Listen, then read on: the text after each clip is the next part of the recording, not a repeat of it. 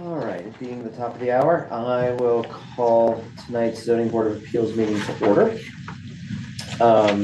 We only have one public hearing scheduled, but before we do, because I think it's relevant and helpful before we begin the public hearing, I'd like to deal with the administrative items beforehand, which would be the minutes of February 2nd and of February 17th.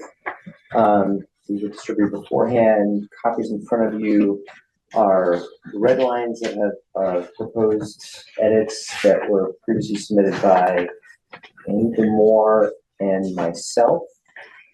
I think that was everybody. Maria, I know that Maria and Andy Crosby, I think, also said. Oh, great. Okay. Maria, I know you had included some sort of comments as part of the minutes as well. The additional ones were largely conversational with Michael. Yeah, and so I was going to say, like, to the extent that people want to talk about those, I would suggest that we defer those until sort of discussion of the substance of the application, as opposed to sort of the administrative edits, wordsmithing of the minutes themselves. So, I'll give folks a couple minutes to propose any additional changes beyond those that have been already proposed. Let's start with the minutes of February 2nd.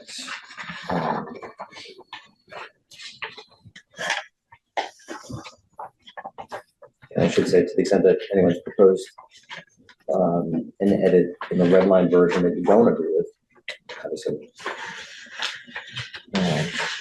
indicate that as well.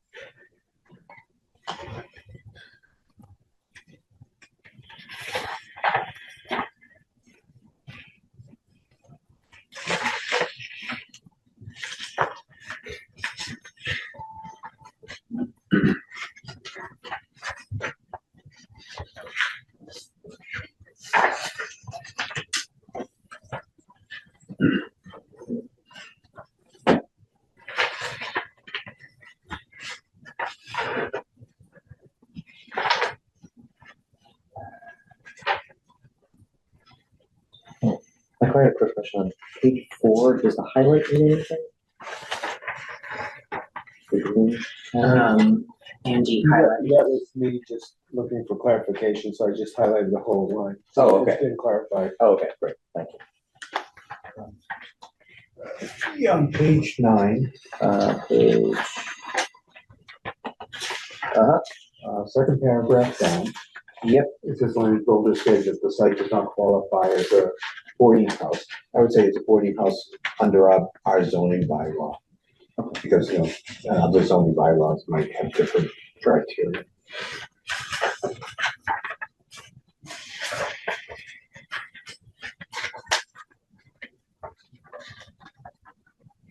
Andy, I assume the other highlights are the same thing. Okay. The yellow ones were the comments that were made at the last meeting that I added that were of substance. Oh, okay, sorry. It was, I gotcha. Okay. I guess you color code that. I'm sorry.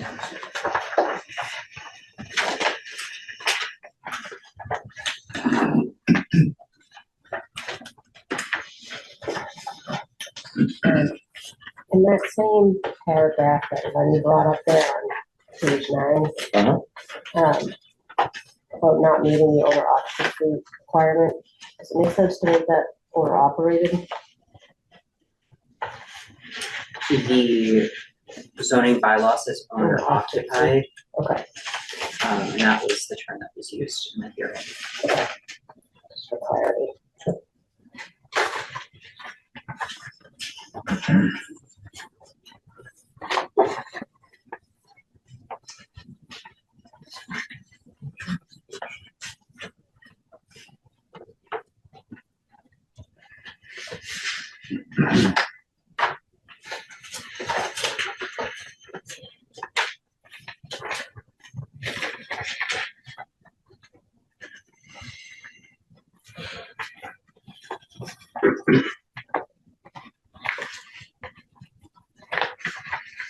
Any other thoughts or edits, questions, or comments on the February 2nd minutes?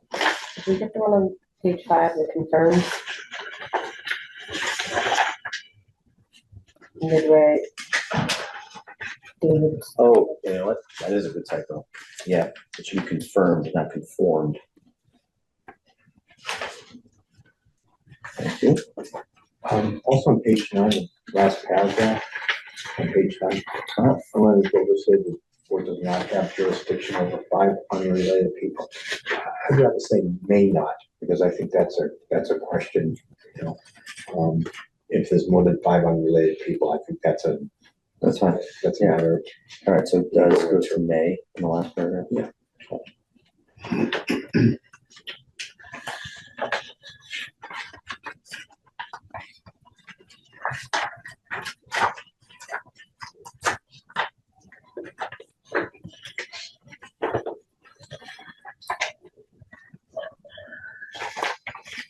Move we accept the minutes of February the 22nd, February 2 as amended. Second. We have a motion, we have a second. Any further discussion?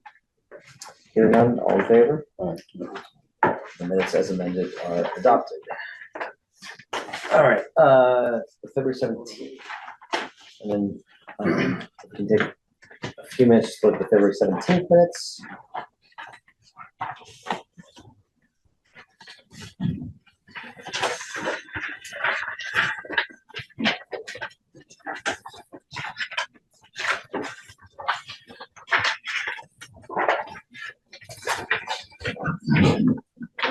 And really a compliment to the old school handwritten ethics comments. I appreciate that. I apologize. No, it's good. Also, your penmanship's about 10 times better than mine, so I actually read it. No, I had them here, but they simply thrown away, and I just did. I don't know. Oh, the minute? Yeah. Do you need an extra copy? Look right over here. Oh, sorry.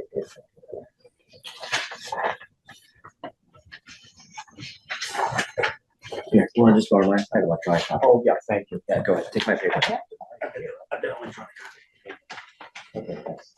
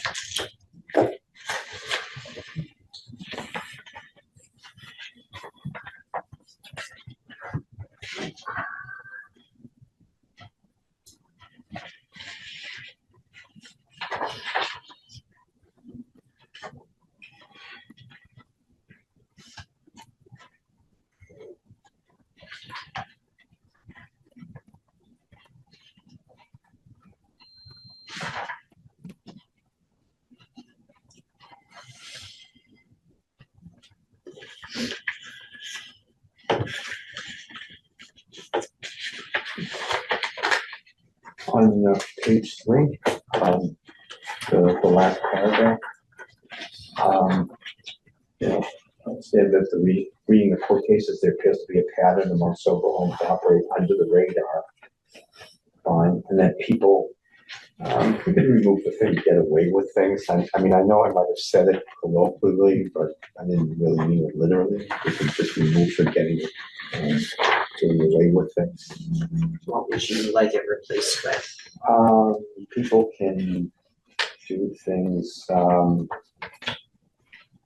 without review, without review, Proper process. without proper process. Yeah, without review, I guess. Okay. On page 3, halfway down the page, in that paragraph, the next to last line has a question mark in there. He stated that he finds. Do we know who the he is? Is that what the question's there for? It was replacing the period. Because it, Oh, is that all it is? Yeah, because, Okay. yeah, I did that because I thought it read better because it was Andy Crosby basically like asking a question. Yeah. On page 5, the bottom page, my name is. Oh, jeez.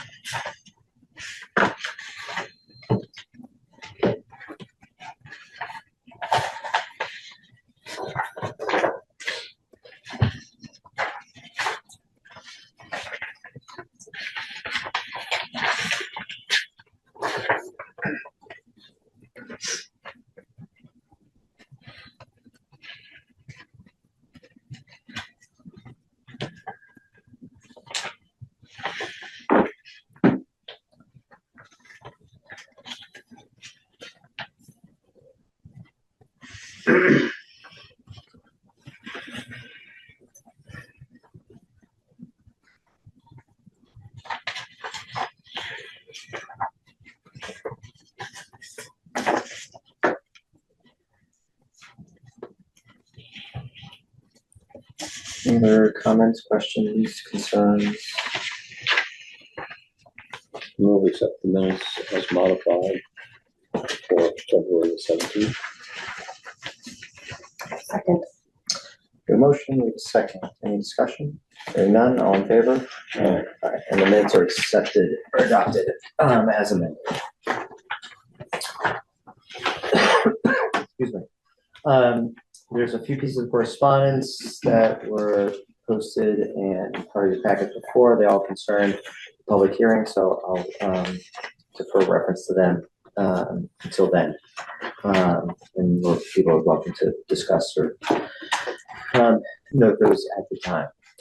Otherwise, we'll move on to our public hearing, or our reopened public hearing for 41 Birch Hill Road. I will entertain a motion. I move that we waive the reading of the public notice. Second.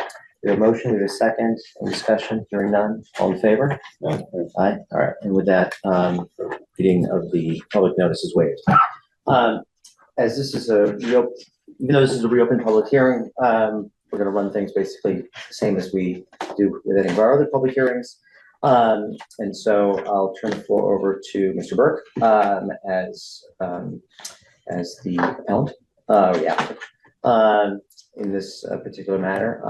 One thing I might ask Mr. Burke, obviously we have a lot of materials from before, and so if we can try to focus on either rebutting, replying to what's been talked about before, or supplementing what's been said before.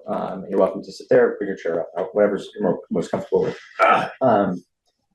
And then I will open the floor, obviously, to the members as well as to staff. We'll then take public comments, and I'll talk a little bit, as I did the last time, about how that will run, and then we will we'll go from there. Before I turn the floor over to you, Mr. Burke, let me just ask, for folks in the room or on Zoom, is there anybody here on behalf of the property owner? Either the property owner, I guess the members of the LLC, the managers of the LLC themselves, or any representative? I will take silence as a negative. Okay, so with that, Mr. Burke, I will turn it over to you. Thank you, Mr. Chair, members of the Stow Zoning Board of Appeals. Brian Burke, 125 Birch Hill Road in Stow. First, at the last meeting, the ZBA's or the planning board staff member indicated that there were some communications, and there may have been some communications. Before I give my further evidence and arguments, I'd like to know what, if anything, those were. Sure. It's also available on the town's website. And just for the record, this is a reference to an email string which is dated, the top of the email string is dated February 26th, and is a series of emails, communications among the building commissioner, town council, the town administrator, as well as planning department staff. The most substantive portion of which is also reiterated in a summary email that the building commissioner wrote about an hour and a half ago, is that the building commissioner spoke to Mr. Diamantidis. Sorry if I'm mispronouncing that. Who my understanding is, I believe, is a representative or employee. One of the others. Okay. Again, and asked him. And asked him to send an email that he will be closing the sober home and renting it out to a single family in 2 weeks. That's dated from February 20th. My understanding, though, is that we've never received anything in writing, which the building commissioner confirmed earlier this evening, saying that he indicated he was abandoning the sober home use at 41 Birch Hill and would rent it as a regular single family home. So that was the sort of additional correspondence. But my understanding is that since that communication by phone, which have been now over a month, there hasn't been any further follow-up, nor have we received anything in writing to that effect. Thank you, Mr. Chair. That's helpful. Although my application is still pending. Correct. And action should be taken by the Stow ZBA, but with Unless you want to withdraw, then we're happy to go home too. I'm guessing that's not going to happen. it would be a disservice to my family and to my neighbors on Birch Hill Road, Mr. Chair, as I'm sure you can understand. Of course. First, I want to thank you for reopening the public hearing portion of these proceedings and agreeing to take additional evidence and reasoning. I recognize that several recent meetings of the ZBA that were not public hearings, I expressed both orally and non-verbally that I thought that there were some important issues, legal points that the ZBA should be focused on. And as a former chair of local government boards in our town, I know well it's the ZBA's chair's job to keep the board's deliberations running according to the appropriate protocols. I apologize to the chair and to the members of the ZBA if my efforts to, in some way, add what I believe was critical information were taken in any way as disruptive.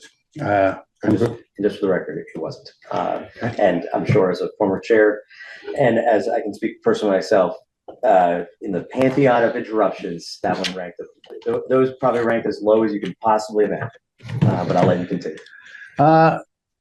Thank you. And, you know, and I also, when I was on the Stow Board of Selectmen, I was liaison to the Stow ZBA. So I understand your functions and your functioning and how critical you are to the town. And it's just that this is the kind of thing that I never saw ever come before the ZBA in any of the times I attended your meetings. But I don't know if it's in order at the last public hearing, I submitted some records. That was due to a PDF converter error. Have those been These are police records. police records? Yes, they have been distributed. We're part of the opening packet. And as I announced at the end of last meeting, I have now the Delaware Incorporation records, 441 Birch Hill Road LLC. I can submit them, or I can just tell you what they are. Whatever you'd like. I'll submit them. Okay, great. But what I really wanted the opportunity to speak to you all today, and it may not be, hopefully, as necessary as I originally believed. At the end of one of the meetings that were of non-public nature, the one on February 17th, I advised the board that I intended to submit a letter to town council explaining some of the things that I thought the board could respectfully use some assistance on. And it would be up to her whether or not she would advise the board. I know she got a copy of that letter. I know that she told me she had no objection to my introducing it, but I don't intend to introduce it, especially in light of the circumstances, especially since I think it's better if it comes from her, if you ask for it from her, with her review. We already have it. Ah, I'll get out in front of that one. all right. So then, and I hope she gave you her thoughts as well, because that's what this comes down to. The most pressing point that I kept wanting to bring to the ZBA's attention for the last few meetings, that whatever decision its members reaches was entirely contingent, if not ephemeral, as to the facts. As town council advised you last meeting, the ZBA's factual findings will be given no weight by any court in any judicial review of that decision. And perhaps, and I think I explained this pretty well in my letter, so I won't rehash it, but the decision not to participate on the part of the owners and operators of this sober home business on 41 Birch Hill was deliberate. It's part of the litigation. It was, in my view, part of a litigation strategy. Perhaps they've abandoned that litigation strategy. We can't be sure. But the idea is they didn't participate because they deliberately chose not to participate. They wanted to save their legal fees, their ammunition, their arguments for court. And while this ZBA board members frequent indications that they wish that they learned more about the sober home operators and owners position on the facts that we put into the record is very commendable. You want it to be as comprehensive as possible. I get that. On the other hand, if the sober home business chooses not to participate in this proceeding, it's because they don't want to. And as the town council told you at the last meeting, basically, you have to rely on the facts that you find credible and relevant that have been introduced into this board record. And I know that with respect to that, that's what the board has to go on. It's got to do the best job it can. And so a couple of times it was very clear to me why you were getting input from the sober home. And that's essentially what I wanted to bring to the attention of the town council. She noted, and she agreed with me at the last meeting, that all the facts will be found de novo upon any judicial review. But, you know, maybe, because I'm a trial counsel, I know you have at least one trial counsel as a member on this board, you can evaluate my contention, which is that they just didn't want to be part of this. Maybe now it's because it was a bust, but I wanted to, as I said, commend the board members on their comprehensive approach to fact finding, but under the circumstances, this is the way it was intended to be by the respondents. I also wanted to, and I'm not going to belabor this because it is in the letter that I understand now is before you. There was a misstatement, I believe, at some point about whether or not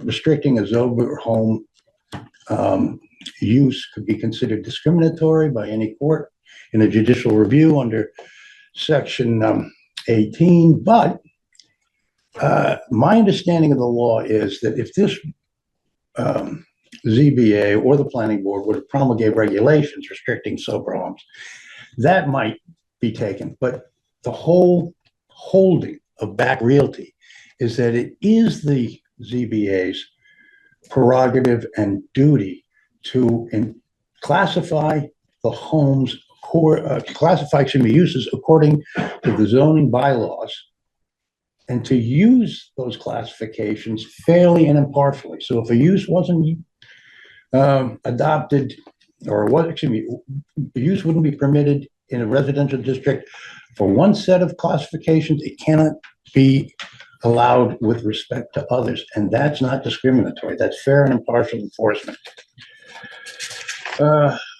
Again, I'm going to have to cut back a lot. I'm sure you're glad to hear that because this letter is before you. Originally, as I said, I didn't plan to introduce it. And the remainder of my correspondence, as you'll see, kind of repeats the legal positions that we took in our original application way back in December, or which is in our request for zoning enforcement to the building commissioner, which is that, and I don't intend to make those points any clearer.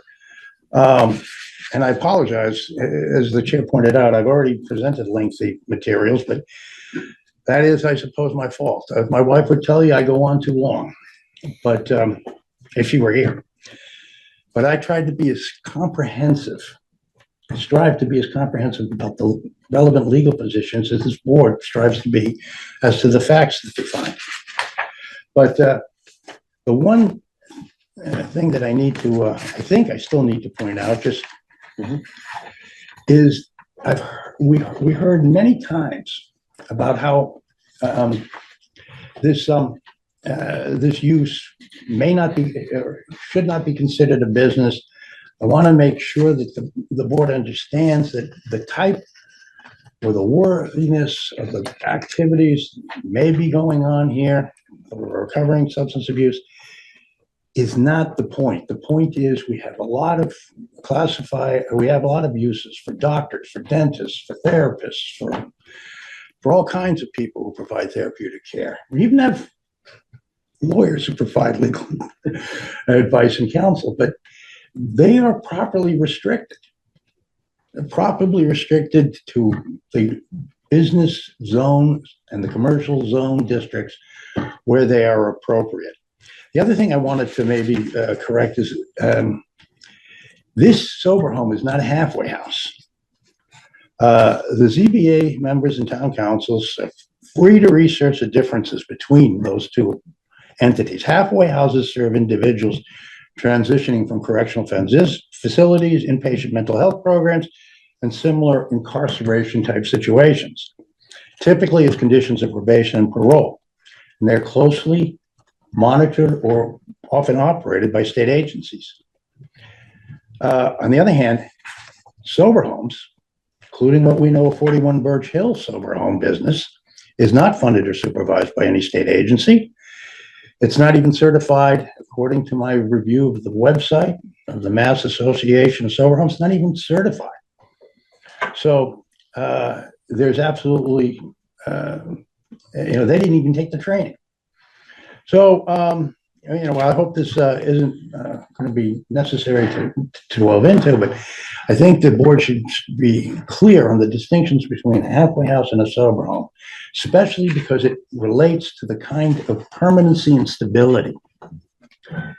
I heard several times, and again, I apologize if I sometimes look like I couldn't restrain myself, but the whole reason why the temporary occupants at 41 Birch Hill sober home cannot be considered correctly classified as a single housekeeping unit, which I heard the board deliberate several times, is that whatever classification the Stow ZBA may deem appropriate for this business, given the fact currently in the board record, the number of occupants is immaterial to its correct classification. I know the ZBA members who discussed in perfectly good faith the building commissioner is ambiguous, but unexamined, I don't know if conjecture is the right word, that the 41 Birch Hill sober home occupants might be considered as a single housekeeping unit, even though they're not related by blood, doesn't meet the definition that the Massachusetts courts have given for single housekeeping units. As I stated in my original application, and I restated in this letter, the Supreme Judicial Court has said a single housekeeping unit it consists of persons who live and cook together because they are friends, they seek companionship, or share the need for affordable housing, and approximates the living arrangements of a traditional family. And its existence as a normal, stable, and permanent unit makes its use of the dwelling compatible with the residential district in which it's located. The facts that are in the board record shows that this is not the case with the sober home that was or is or being operated at 41 Birch Hill. It's a constantly rotating stream of different people who don't know each other, who were only thrown together for a short period of time. And they're not paying rent to a landlord in a long-term signed lease agreement. They're, as far as we can tell, they're on a license for 30 days or maybe a little more. And when it comes to classifications, I want to emphasize that it's classifications of use. What any judicial court reviewing this board's decision would be deferential to that determination, so long as it was consistent with the zoning bylaws and appertaining case law under the Stow Zoning Act. The idea here is a single housekeeping unit has stability, it has permanence. They're people who, if they're not blood relations, they live as family. And they're there for the long haul. And they may pay rent, but they have more that binds them together. Rent, as I said, under a lease agreement, but they have more than binds them together just because the owners and operators of the sober home threw them together for 30 or so days. And then they're constantly rotated out. That's not stability. That's not permanence. That's not compatible with residential single-family home or dwelling uses under the Stow zoning bylaws. They're not setting up a housekeeping unit. They're setting up a business. And I know and here's something that I just want to address what town council said at the last meetings. She said that a single housekeeping unit could have some kind of business. I can't remember her exact words. Don't have your minutes in front of me, but February 17th minutes before you. But I think or excuse me, not the February 17th, but the last non-public hearing. But she said something about it doesn't necessarily disqualify a use from being a single family, or excuse me, a single housekeeping unit to be operated as a business. I think it's a little more nuanced than that. I think when you're looking at a sober home that constantly rotates people in and out for treatment, for recovery, not any shared interests, not because they know one another, And they're operating that sober home, which is what the facts are in the record show, as an adjunct to a treatment facility in Acton, Massachusetts, where that facility is in a commercially zoned district. That's not necessary. That's not a single housekeeping unit in our respectful submission. Having said that, I don't think I need to belabor anything else in here. I think I've addressed the most important points that, in my view, were what the board was wrestling with and the board members were wrestling with over the last few meetings. I just want to emphasize that it's entirely up to the ZBA to make the correct classification of 41 Birch Hills use as a sober home, according to the Stow zoning bylaws and the appertaining case law. I just urge the Stow ZBA members, unless this thing is resolved in writing in the next few weeks, then we'll consider withdrawing our application. But unless that's the Stow ZBA's responsibility. That's what they're accountable for, not the lawyers, not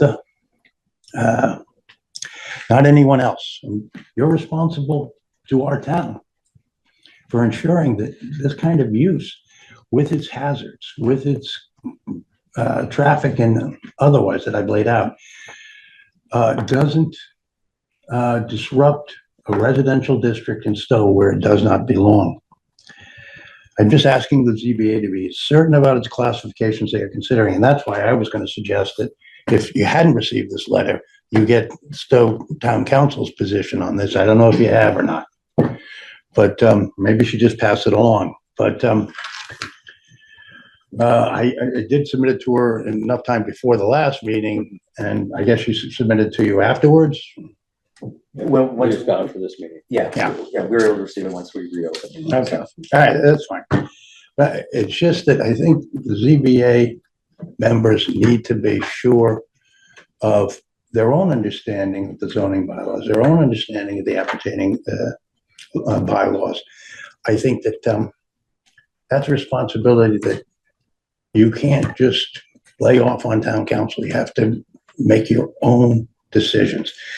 Having said that, I know that, I was going to say the volunteer members of the ZBA should be allowed adequate time to evaluate the zoning bylaws and the applicable case law in order to determine the correct classification of discussions are valid. I mean, we would submit that when you're rotating people in and out, it's more like a hotel, not even like a boarding house. But I've already made those arguments. I do want to say that the 100-day time limit on the board's deliberation on my application runs out around April 9th, according to my calculations. However, General Laws, Chapter 48 of the Zoning Act, Section 15, specifically provides that the 100-day time limits may be extended by mutual agreement between the ZBA and an applicant for zoning enforcement that is in writing and filed with the town clerk. Now, while I presented two zoning enforcement requests in my application, one that was submitted by my neighbors and one on behalf of my family, I'm the only applicant currently pending before the ZBA. And any such agreed to extension would bind any party seeking judicial review of its final decision. Now, given the fact that the owners and operators of the sober home at 41 Birch Hill have evinced an intention to move out, I think, again, it's up to the board, but I would respectfully recommend that that process be documented, that use be determined, and still, if that use is not discontinued as non-conforming, as we've argued, in a residential district in the town of Stow, then a cease and desist order should issue. But given the changed complexion of things that I'm now well aware of, I think that we need to, I think the board needs to have sufficient time to make sure that the enforcement that we've requested, either voluntarily or involuntarily, takes place. So I'm willing to enter into a mutual written agreement to extend the time for whatever reasonable time the board may think is necessary to take care of all of those things. Just let me know. But I think that's all I have to say. Maybe it's more than I should have said, but So, I appreciate you not rehashing and retreading old ground, so that is greatly appreciated.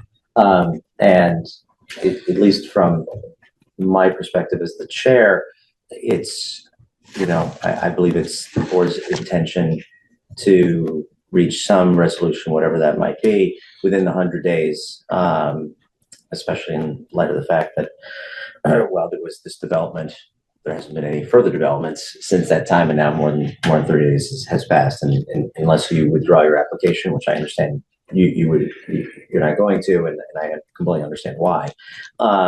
We have to issue a decision in response to that. So, as the chair pleases, I'm tired. Yeah, I mean, I'll open it up for discussion. Yeah, and I don't think I can add anything to that discussion because that's within the board's purview. So I just wanted to express a willingness, and if it turns out that you might need an extra week or 2 weeks, just have your staff get a hold of me. Yeah. We want to make sure that this thing is completely off the ZBA's books and out of our neighborhood. And we'll do whatever it takes to see that that's done. Even if the board wants to enter a cease and desist order, based upon what we presented. Thank you very much. Unless you have questions. So I'll open up to the board for questions. Let me just ask staff, do you have anything to add at this point? Not at this point. Okay, great. I'll open up to the members just as a quick reminder too, as we're kind of like the process has been a little different for this application. Let's try to limit our questions and comments to really about either seeking the either seeking information or opinion or comment from Mr. Burke, or as we take public comment. If we're going to dive deep into discussion, that might be something we want to hold off until we've actually closed the public hearing. So, No, go ahead. Question. I read these emails, from the owner of the sober home or the officer or whoever it is. They're not from the owners, as I saw, and I haven't had a chance to review it. There were communications that were made to the building commissioner. Right. Yeah, but these are communications from Mr. Diamadias. Now, I don't know, is he one of the owners? If you look at my original request for zoning enforcement, I go into who the ownership was. It changed a little bit after I submitted my zoning enforcement request. As you know, it was incorporated as a for-profit corporation in Delaware, but I believe, and I've already stated this, and it's in the record, that's still being, one of the LLC managers is Mr. Demontes. Okay, so he's one of the people who have some kind of interest in this sober home. That's my understanding. Okay, so This is the owner. There's two guys with that name. Right. That's the name? Yeah, I think it was. So he's the owner. They're both Florida residents. okay, so we established They own he's an owner. 41 Yeah. Birch Hill LLC. He was one of the people that purchased the home, and from what I saw. Now, he's indicating that they want to sell the home. I'd like to know. Not sell the home, rent. Rent it To a single somebody family. else. Okay. I'd like to know, if there's been anything further along those lines, other than the communications that we've got here. But Nothing. That's it. Because if there is, if there is some, reality to this, that he's actually going to re-rent to somebody else, would you be amenable to us just by agreement delaying this until we see whether or not he in fact, follows through with what he's promising, which is to rent apparently to other people? I've already offered to enter into a 40A chapter 40A section 15 extension of a deadline for a reasonable amount of time to make sure that occurs. It's up to the board to decide whether to take me up on that offer, but I can't withdraw my application until I am dead certain, and all my neighbors are dead certain, that this is not going to be continued as this non-conforming use. And if the board just wanted to enter a cease and desist order effective at some point, that's also another option the board could take, but I don't want to tread or overstep my role in this application Okay, no, process. just, I mean, in other words, if he was gonna follow through on this promise and re-rent, that would be satisfactory to you. I would have to know a little bit more about it, and I was originally going to offer 30 days, just so that the board could carefully review the legal points I've been making with town council and also to draft a decision. On the other hand, again, I think not only do my family need assurances, I mean, it comes to mind that meeting in The Godfather. We need assurances because I'm a lawyer. We're not, because we're lawyers. But yes, we need assurances, and we need to make sure that this is out of the neighborhood for good and under what terms and conditions. So I suppose if it's ever reopened as a sober home, we might have to go through all this.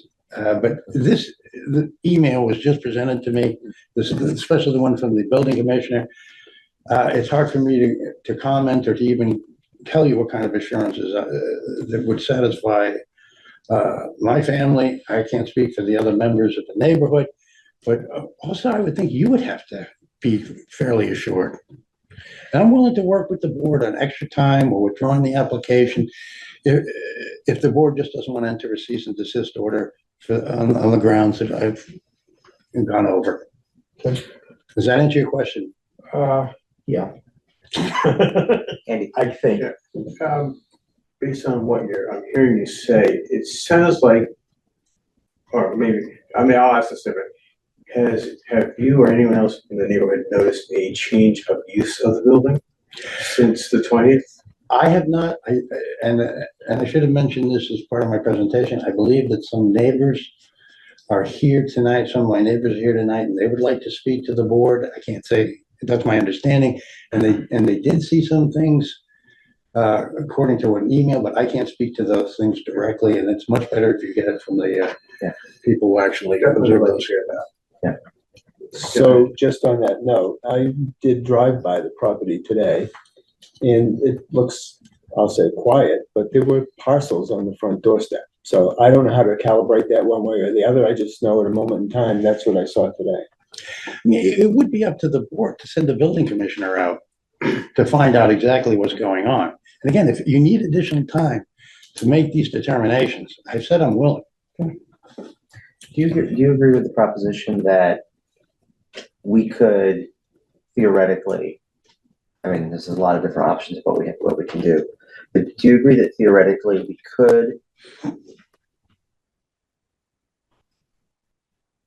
could technically affirm the building commissioner's decision by saying he restated the bylaw, but also issue a cease and desist because of the facts that we've learned during the course of the public hearing, and essentially force the owners to prove otherwise? Does that make sense? It does make sense, but I think in terms of their deliberate legal strategy, it's not going to, with all due respect, it's probably not going to work. The point here is the building commissioner's zoning enforcement decisions we've appealed are incorrect insofar as they assign a single housekeeping unit standard to this use. I know it's ambiguous. I know the building commissioner goes both ways, but it's not a single housekeeping unit. I think that should, and again, You would agree that if we find that there's more than 5 people living there, we don't even have to get to single housekeeping units. It can be one or the other.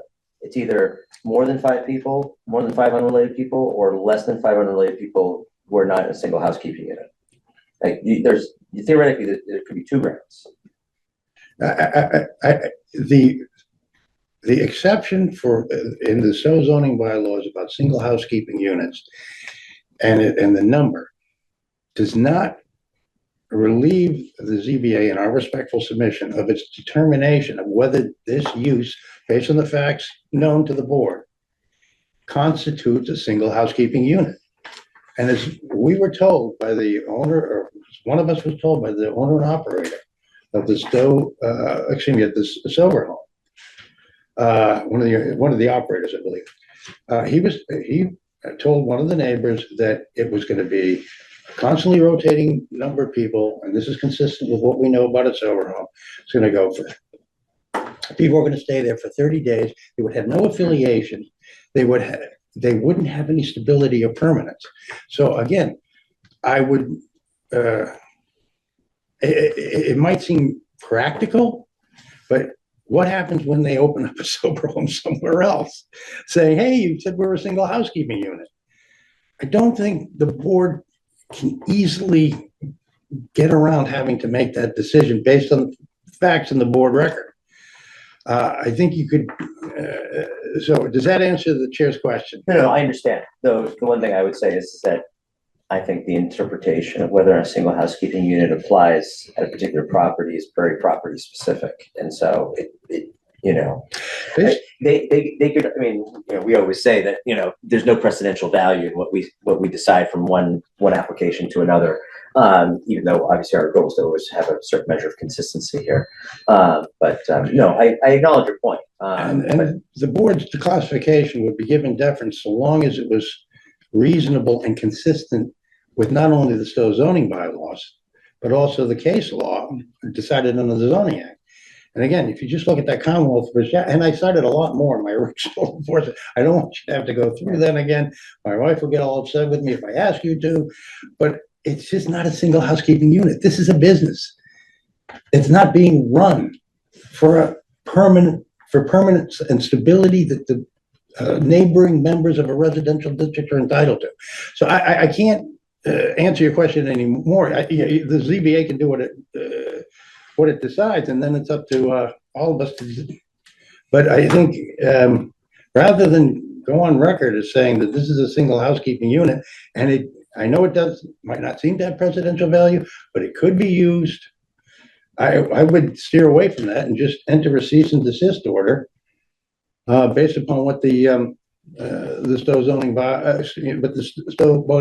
zoning bylaws say, and if they're leaving, if they're moving out, or they're changing the use, heck, then you won't even need to get around enforcement. Right. Or get around to enforcement. I've gone through his latest letter in detail, and I see no flaws in it. I think I like it. It covers the situation. It's basically says what we want. Cease and desist. You don't need to comply with this zoning at all. I would like our town council, in fact, I'm a little disturbed that she's not here tonight, to go through this letter and say where there's problems with it, if there are. Because all we've heard is word of mouth.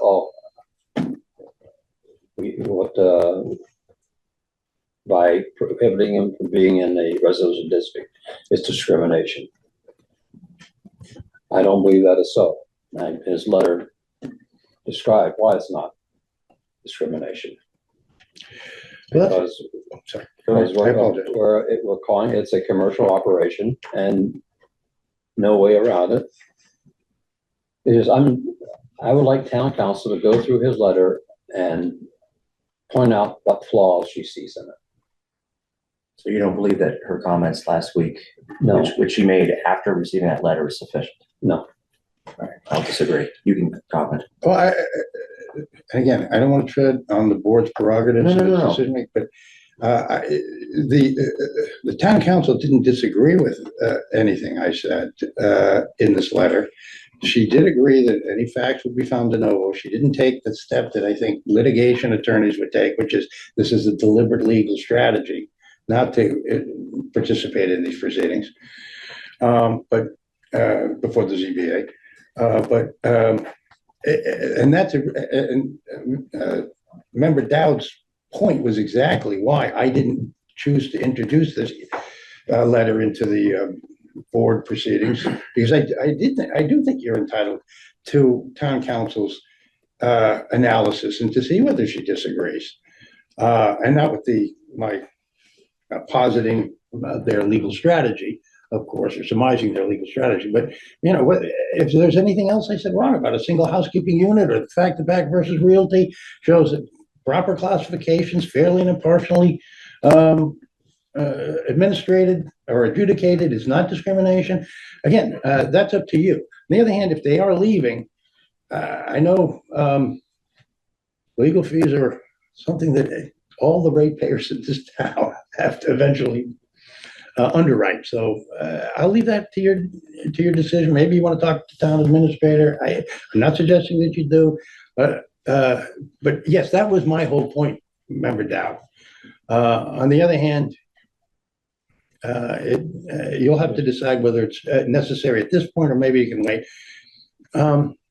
I would welcome her opinion. I think you guys should welcome her thoughts on my letter too, but only if it helps the board reach an effective and practical solution. And there's no guarantee that today they rent out the home and 6 months later, they start the process again. Well, then we're right back here. Yeah. Hopefully, I mean, we'll be a little ahead of it. You might as well have a decision that It's up to the board. So there's, following up on the idea, if they rent it to someone, there's nothing from preventing anybody who's renting the property to do whatever they choose to do with the property. they can have a disability and live there. I understand. A disability, That's slippery. five unrelated people with the disability could rent that home themselves. They're not discriminating against that. Yeah. Or they could buy it as a group and stay there. That's perfectly fine. There's nothing in our bylaw to stop that. As long as it wasn't part of a national business enterprise right. to generate That is profits correct. with a lack of permanency and stability that is akin to a family The unit. town council has not discussed that with us as far as I'm concerned. I think town council did address it, and it was a discussion that we had actually about the use versus the entity. You know, that even though it may be a commercial entity or enterprise, if it's performing something that's non-commercial, this was her opinion, I agree with it. It's not a commercial, it's providing human service, and the people in it are still protected under the American Disabilities Act. Now, the issue, you know, according to our zoning bylaw, has to do with this issue about more than five unrelated people. That could be an issue if they have more than five unrelated people, whether they're, you know, whether that violation of the zoning bylaw would prevail. We don't know if they're more than five unrelated people. But regardless, you know, my thinking is, you know, to Mr. Burke's, one of his statements is if we can avoid litigation and legal fees, that's always the best approach. If these owners are really serious about renting out to what they call a single traditional family home, that ends the controversy. If we have some kind of good faith on their part that this is what they intend to do, I would take up Mr. Burke's offer and delay this a period of time, and, you know, if they're going to follow through. So I want to just pause here for a second because I want to make sure that we give opportunities to the folks who took time. Sure, I think so. Oh, yeah, I'm not trying to, you know, And you yet, can comment more if you'd like later. I just want to make sure that we can get everybody in. I'm not sure I fully endorse the town council's view, and I don't think she made any discussion about what a single housekeeping unit is. She didn't make any reference to the Commonwealth versus Jaffe case. But again, if we're talking practicalities, I am willing to work with the Stow Zoning Board of Appeals. All right, I'm going to open the floor for public comment. Few reminders, especially for those who are back here yet again. Please raise your hand. Please state your name and your address. We'll start with the folks who are in the room first, then we'll go to Zoom. Obviously, we have a few people here tonight as well as online. So I'd like to try to keep it to one comment per person, depending on how many people participate. We might be able to go for a second round, but my suggestion is if you have something to say, get it out once, and that way I don't have to come back. The other thing, just as a brief reminder, is that while there are a lot of issues that are sort of tangential to this, to the application before us, whether it be things like noise or public safety issues or environmental issues like septic or whatnot, we're only the zoning board of appeals. We're not the board of health. We're not the police department. So our purview is we have a certain lane from which we can operate in. There might be certain facts that relate to that could pertain to an understanding of what's going on at the house. But I just want to make clear that if there's those topics may not be directly relevant to essentially our jurisdiction. And the only other thing I'll say is that to the extent that people can provide, and if you can't, that's okay. I understand. There's a little bit of a Schrodinger's cat aspect to this. But to the extent that people can provide any measure of specificity, no matter how irrelevant you might think it is, with respect to what is actually going on there, whether it be today, last week, or last month, I think that would be very, very, helpful to us, no matter what the context is. Obviously, from the minutes from the last public hearing, there are some critical statements that were made by certain abutters. So to the extent that we can supplement that, that would be great. And if we can't, then that's okay too. So with that, I'm going to stop talking and open the floor to any public comment. Yes, sir, in the back. Hi, Ted Schwartz, 19 Birch Hill Road. I just have a few things I'd like to say. I'm not an attorney, so please take it for what it is. But it's my opinion that the board should take definitive action at this point, not rely on any further communication from the owners. They've stated their position, but they are, from what I understood at the beginning of this meeting, not responsive for quite some time to the request that they provide in writing what they've told you verbally. So that's been the history that I've observed, is that they're not communicating either well or at all with you. They are strategically communicating when they see fit. They've had sufficient time. It's not clear to me what the board's current position is, and I'm concerned that unless some definitive action is not taken or is taken, that there won't be there may be a period of time that goes by where things can be unresolved and new problems can arise, and all this context that's been developed over this time would be lost. That's a concern of mine. I don't know if that's how it works in the real world here, but that's a concern. And I want to finally just say that I think this may not be the appropriate time and place for this, but the board needs to consider zoning for future uses in our town. What's appropriate for residential zones? If it's found that sober homes are compatible, what's the limit in their number, and both in a given neighborhood or on a street, as well as for the town as a whole? And I know there's some mention of that in the zoning laws in terms of the proportion of homes that may fall into these categories with respect to the entire population of the town. But I think there needs to be another iteration on that entire line of thought across all of the regulations that the town has in this area, because this has raised a lot of things that are very troubling as a resident. Just to quickly comment on two of the points. One is it is not unusual for us to, as part of our discussions, to be feeling out different sort of thoughts or determinations. As I usually state, and I apologize, I should have done so here, but this is an interesting scenario, so I did state it back on February 2nd, is that no matter what the comments are by the board, a final decision is not actually rendered until we actually vote on it. And so, while it may seem that, we may not have a particular position as of now, that's not necessarily that unusual, especially in slightly more complicated cases. It doesn't mean that we're not going to reach a final decision, in short order, and certainly as we've talked about, there's a time limit. To the extent that you have any concerns with the actual zoning bylaws themselves, as much as we would love to be able to comment, change, modify, or whatever, that is outside our purview. And so I would encourage you to talk to either the planning board, planning staff, or bring it up at town meeting. Or you can corral her in the parking lot afterwards. So in a sense, we're here to interpret and apply them, which also means we can't necessarily write them. Got it. Even if we ourselves think that there's ever a concern or an ambiguity or something like that. So I just wanted to All clarify. right, thank you for that. And I just want to add, the packages have been there since the weekend that you saw on the porch. I walked by today, I saw them today, I saw them yesterday. Yesterday was Sunday, I think they were delivered on Saturday. Okay. Thanks, sir. Appreciate it. Yes, sir. George Legazinski, 56 Apple Blossom Way. I am also not a lawyer, but I am a consultant. I've been in consulting for 26 years, so I understand how businesses are structured and what motivates them.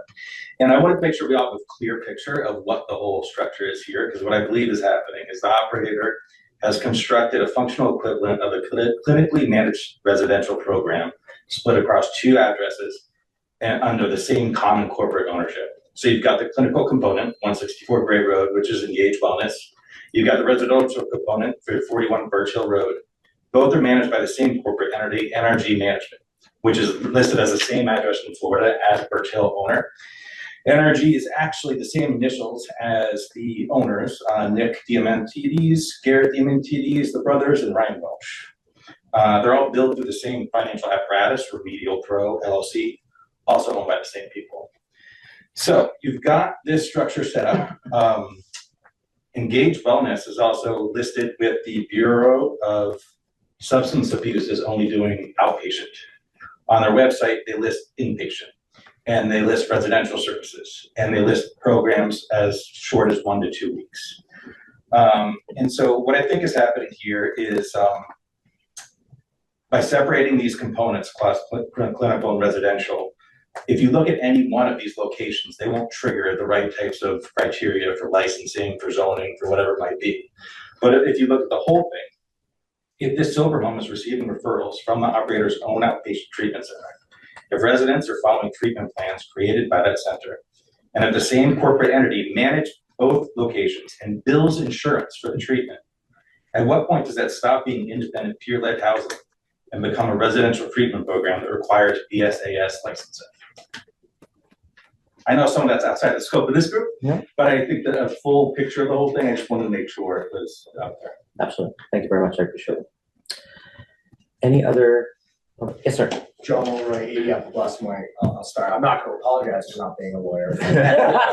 I'm picking up a trend, but that's okay. That's okay. I think, again, what the board is struggling with is very clear, and I applaud you all for the effort that you put in to trying to resolve this issue and to do it diligently. I think the use, as has been described, as the property at Birch Hill Road that is going on, and the building commissioner's determination and calling it a dwelling unit, to me was noticeable in one clear definition, right? And definition of dwelling unit, the definition immediately above it of dwelling, right, has the any building or part thereof used for habitation of one or more persons, but not including commercial accommodations for transient occupancy or trailers or mobile homes, however mounted. I think the use that has been fairly well established here is that this is a commercial application for transient occupants. And I think that the building commissioner's assessment that this is a dwelling unit and skipping over dwelling, which I'll defer to the lawyers in the room, that it's a bolded definition that could be incorporated in dwelling unit. I think it miscategorizes the property and the use that's going on there. And I think that the board should take action to make sure that the use, as been well described, is not permitted under the current zoning bylaws of Stow in the residential district. So, thank you. Okay. Thank you very much. Any other comments, observations that people would like to? Yes, sir.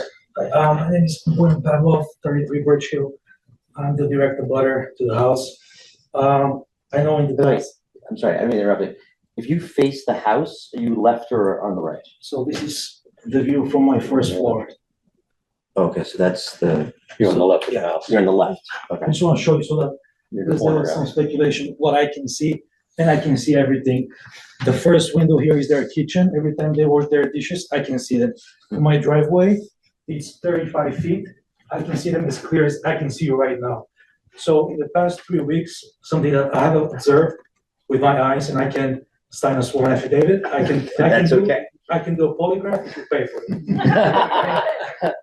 But something I have observed is that the situation is still not resolving.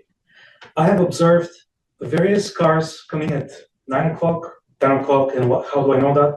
I was clearing snow for my driveway. I've been doing some yard work.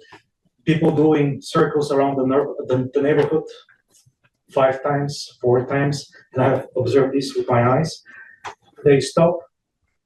A person with a duffel bag jumps out, walks quickly in the door, and enters the house. And I've seen this practice maybe 3 times.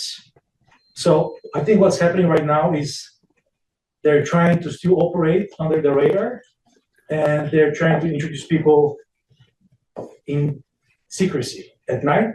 I've seen people doing that at 11 p.m. as well. I've seen people leaving from the house, jumping into out-of-state cars. I've seen cars from Massachusetts, from Connecticut, from Florida, from New York. So we've seen a lot of cars coming and going, and I still think this is something that's occurring. And I don't think, in my best opinion, we're talking about 30 days stay here. I think this is more of a 5-day stay per person here, because every single time I'm in my driveway parking my car, I look up in the window and I see a completely different face, completely different group of people, and I can see different features, skin, hair, stature. I can make what these people look like, and I can tell you that it's every time it's a different group of people. And my concern is here, I know we are not talking about safety right now, but really is the fact that in Massachusetts, level 3 sex offenders can live at a secondary address for up to 4 days in a month or 14 days in a year. And I think this is, as a parent, and we have 3 bus stops on our street, Birch Hill. We have a lot of kids, and I'm very concerned that they have the ability to house sex offenders, level 3. And as a parent, this is very concerning that I can live next to someone that is a level 3 sex offender, right? And I think I personally don't believe that they are going to rent to a single family. That's my opinion. I think it's going to be some other scheme where they're going to be renting to the same group of people, but just not labeled as a sober home. It's just going to be the same exact model, rebranded and remarketed. And I think it's going to be a mistake for us to let our guards down and think that something else is going to occur here, because it's going to be the exact same thing from what I've seen with my eyes. I don't think someone can be cured of alcoholism in 4 days, even 5 days, even 30 days. So this brings back the whole recovery aspect. I don't think this is meant to help disabled people recover or even enhance their treatments in any way. And I think they're still doing what they're doing. And I think it's a practice of body brokering, which is actually illegal under the federal law. It's called kickback.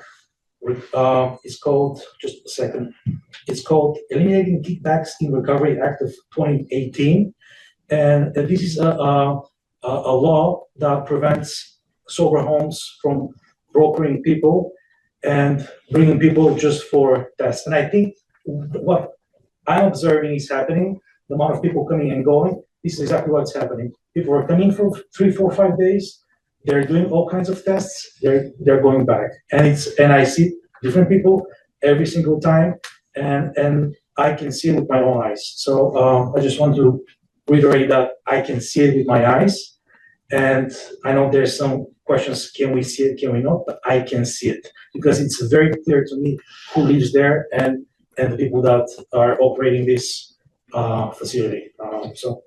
As someone, sorry, I don't mean to question you, but as you live next door, are there cars parked in the driveway? Sometimes there are cars parked in the driveway, sometimes they're on the street, sometimes they go into their garage, but there are all kinds of different cars all the time. And I still don't know who's who, obviously, but I've seen a bunch of different cars from every single state here in a 120-mile radius, I guess. But there are multiple of cars coming and going all the time. And in the last 3 weeks, as I said, I've seen people in the middle of the night just being dropped, and people just in secrecy with duffel bags like Santa Claus walking into the house and disappearing inside. So that's my observation as a neighbor to the house. Based on, I remember you from the last hearing, as well, talking about being able to see in the house and seeing the different people who are in there and whatnot. During that hearing, I believe you stated that it looked, based on your observations, that there were more than 5 people living in the house. Based on what you've observed, I guess, over the last, I don't know, X number of weeks or whatever it is, like, I'm not trying to pin you down, by any means. But I mean, if based on your observations, of not just the people coming and going, but what you can see inside the house, I'm not trying to make that sound creepy. Like, do you have a sense of like approximately how many people are in the house? I'm not trying to pin you down an exact number, but like, just to give us a ballpark sense. So the first time I said more than 5 because I actually counted them because they never use their driveway. They always park on the street. And as you can see from the picture, I can look at the van. They come out like ducks, and I can count 1, 2, 3, 4, 5, 6, 7. So I can actually count all of them coming out and going inside. This time around, it's hard for me to tell exactly what a number is, but I can just tell you that what I observe is different groups of people, meaning that I can differentiate between longer hairs, some are with facial tattoos, some are, I can differentiate skin color. So I can tell you that the mix is changing, and I don't see the same people over and over again over a prolonged period of time. It's usually, I think 30 days is a very generous number, very generous. I think it's maybe half of that at best, Okay. I had one other question I was going to ask, which was, I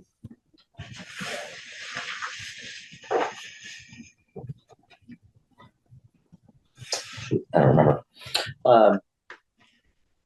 Any other questions for this? I didn't mean to monopolize. Any other questions for this particular letter? Okay.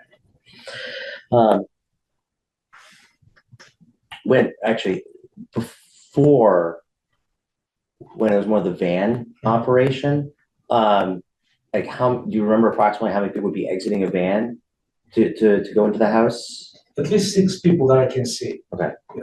Yeah. But usually what I've observed is that a lot of people stay behind. So what they have done in the past, some people, I guess, not sure if they had different schedules, but I can see people watching TV on the second floor when the van is leaving with the rest of the people. So some people stay behind, some people go to whatever appointments they have to go. So they were split. So there were definitely more than 5 people. Yeah. So that would be consistent with my experience, which would be that they didn't function or try and do things communally. They were independent. To the extent that you can say that there's been a slight transition in the way that it seems to be operating, do you have a sense as to when that may have taken place? Like last week, last month? I think the last snowstorm that we just had. That was. Let's see. If I remember correctly, it was right at the tail end of school vacation. So it was that second weekend. Yeah, that's when the bus disappeared all of a sudden. And that's when I started seeing individual cars dropping people and picking people. But it was always one at a time. So I'm not sure how many are inside now. Yeah, no, I understand. But that bus disappeared all of a sudden. It was no longer there. Right. And they transitioned to this operation with the cars. That's what I observed. Okay. But as far as you can tell, it doesn't appear as if there's a single family. Based on the observations you make from the operations of what's going on inside or outside, it doesn't appear that there's a single family that's living there. What time of day? Is there any particular time of day, like when you see this van or the cars circling in any particular time? So when the van was operational, it was all day, pretty much up until 9 p.m. It was constantly coming and going, Right now, I've seen the cars in the afternoon and at night. So those are the 2 times I've seen. Thanks. All right, thank you very much. So, oh, actually, sorry, one last question. Yeah, you can also accuse me of being a lawyer because it's the classic. I've got one more question and I'm 17 questions on the line.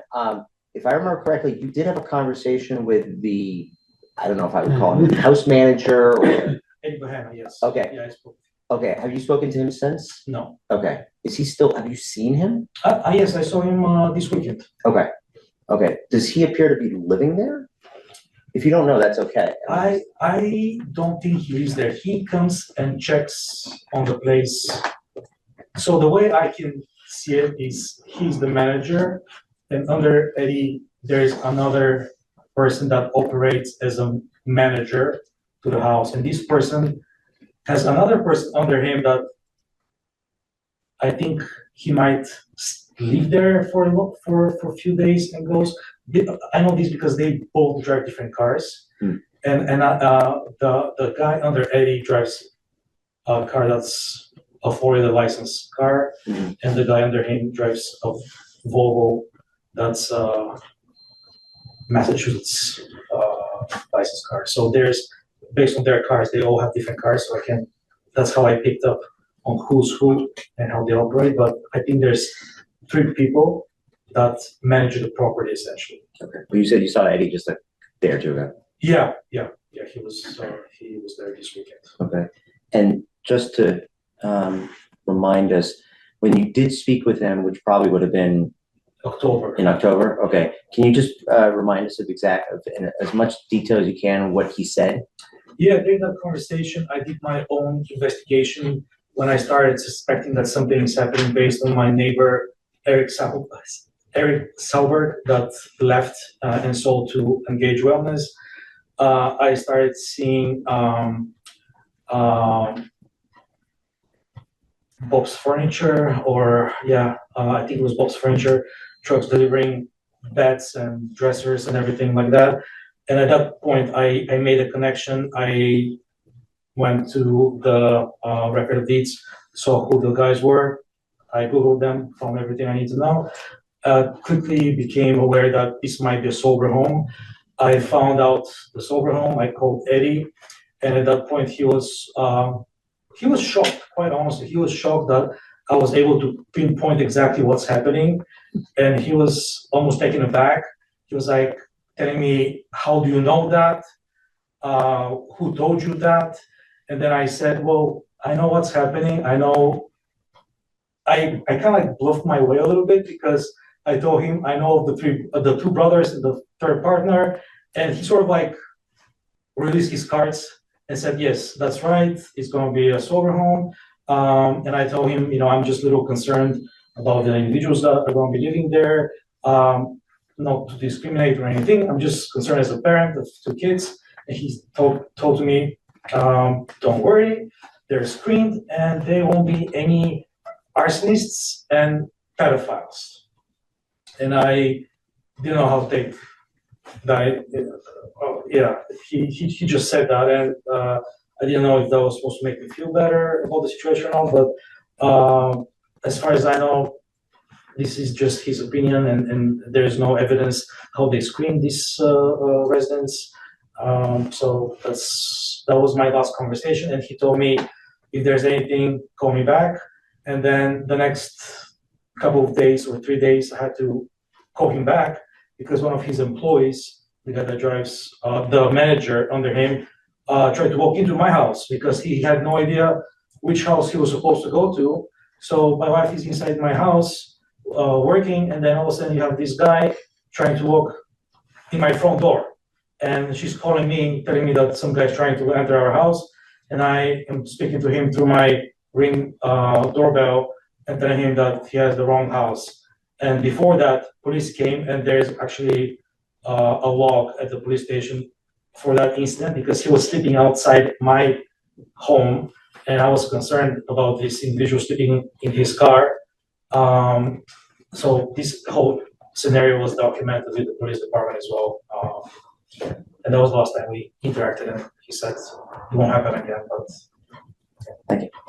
Any other comments or from folks in the, yeah, I think gentleman in the back beat you to it. Just a brief comment, Adam Quinn, 96 Parcel, I am not an attorney. To the suggestion of extending things to see if this email correspondence is followed through, in my opinion, would be giving the benefit of the doubt to individuals that have had no interest in these proceedings and not really engaged with the community in any meaningful way. And decisive action now, I think, would be more appropriate. All right, thank you, sir. Yeah, Ryan Stanton, 25 Apple Blossom Way. I'd echo the statements that my neighbors have already made. I won't pile on too much, but I will take time to say, what I've tried to do is dissociate. I think what some of us try to do is even remove the idea or the notion this is a sober living home, put that all to the side, right? This is clearly a business operating in a residential district. I think it's been well established, right? If you look at the definitions, I think Mr. Mulroy pointed out the dwelling unit. These are transient people coming through. There's no permanence to their stay. And that alone should really warrant action by the zoning board for enforcement. So, all right, thanks, sir. All right, I'm going to turn to the folks on Zoom. Thanks for being patient. To the extent that you have any comments or anything you'd like to add, please virtually raise your hand, and then Michael will call on you.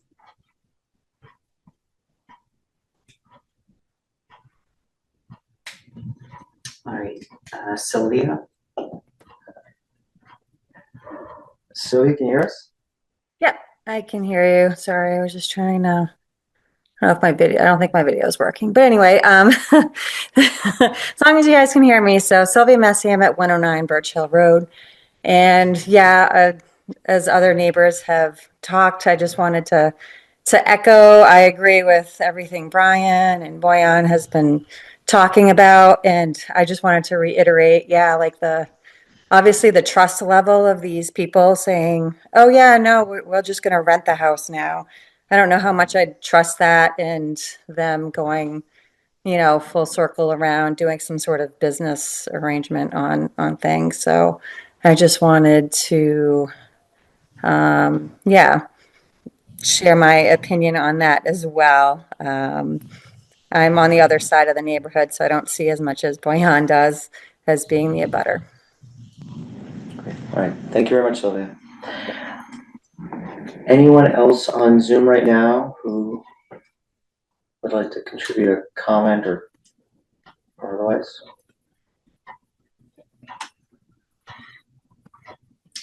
No other hands. Okay. I'll give the folks in the room, as you guys did physically come out tonight, one more chance. If anyone, sir. Say I live at 75 Porter, 76 Whitman Street. We live right on the corner, so anything that passes to go in there passes by our house. We both work from home. We can attest to most of the cars that have been going by. Most of them circle. I can't guarantee. I haven't seen them park in front of the house because we don't have that view, but I can attest to increased traffic and people looking like they have no idea where they are, and just being very confused. I will say that it is very alarming that nobody is here to represent them. We would think that a sober house, acting in good faith of the neighborhood, of people, of recovering addicts, whatever, would be here and show intention to improve the neighborhood that they're moving into, and that's quite alarming. And I just wanted to reiterate all of my neighbors' sentiments. Excellent. Can you just repeat your name one more time? Sorry. Ives Porter. Excellent. Thanks, sir. Anyone else? Okay.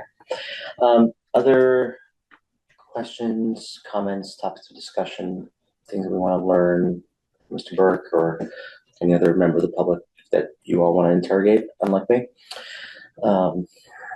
I was hoping, by opening the hearing that we would, during these points, that we'd have town council involved, but also the building commissioner, because he's, our enforcement officer. In terms of anything he observes, like I say, he is the enforcement officer as well. Yeah, unfortunately, the only observations and statements we have are the ones that we have here in these emails. All right. Any other questions for Mr. Burke or other facts or anything like that? Mr. Burke, I'll give you a final word if you have one. If you don't, that's okay too. Maybe a final few words, Yeah, final few words, fine by me. which is, and I appreciate, the Stow ZBA members' attention to this matter and, diligence and commitment to trying to arrive at a correct and just determination and decision. If what you've heard tonight, while it may not be considered strictly with respect to things can be enforced by the zoning laws, the complaints about traffic, congestion, strangers in the neighborhood, non-stability, these are the reasons the Stow zoning bylaws were adopted. This is the reason why a single family or a single housekeeping unit has been defined by the SJC. And no matter how many people are in there at any one time, and it would be impossible to ever gauge that regularly, they're not serving the same stability and permanence and non-business operation or non-business capacity as would a family, even if they're related. Doesn't matter how many people are there. And again, you just asked the Stow ZBA to make the appropriate classification, and if it does, we're sure that it will enter a cease and desist order for the uses that have been shown and complaints that have been voiced, because this is what the zoning bylaws created residential districts to preserve. It's right there in back versus reality. Back really. It's there to preserve stability, permanence. That's what a residential district is for, and this is not a conforming use in that district. Maybe a few more words than I should have, but thank you, Mr. Chair. Anything from staff? Valerie or Michael? There's no other information that I would need. Okay. So just as maybe a point of order, there's an application in front of us. Yep. And the board has the opportunity to do a yay or a nay. Is it appropriate to kind of speak out loud about if the board has a yay vote, what that means, and if you have a nay vote, what that means to the general public?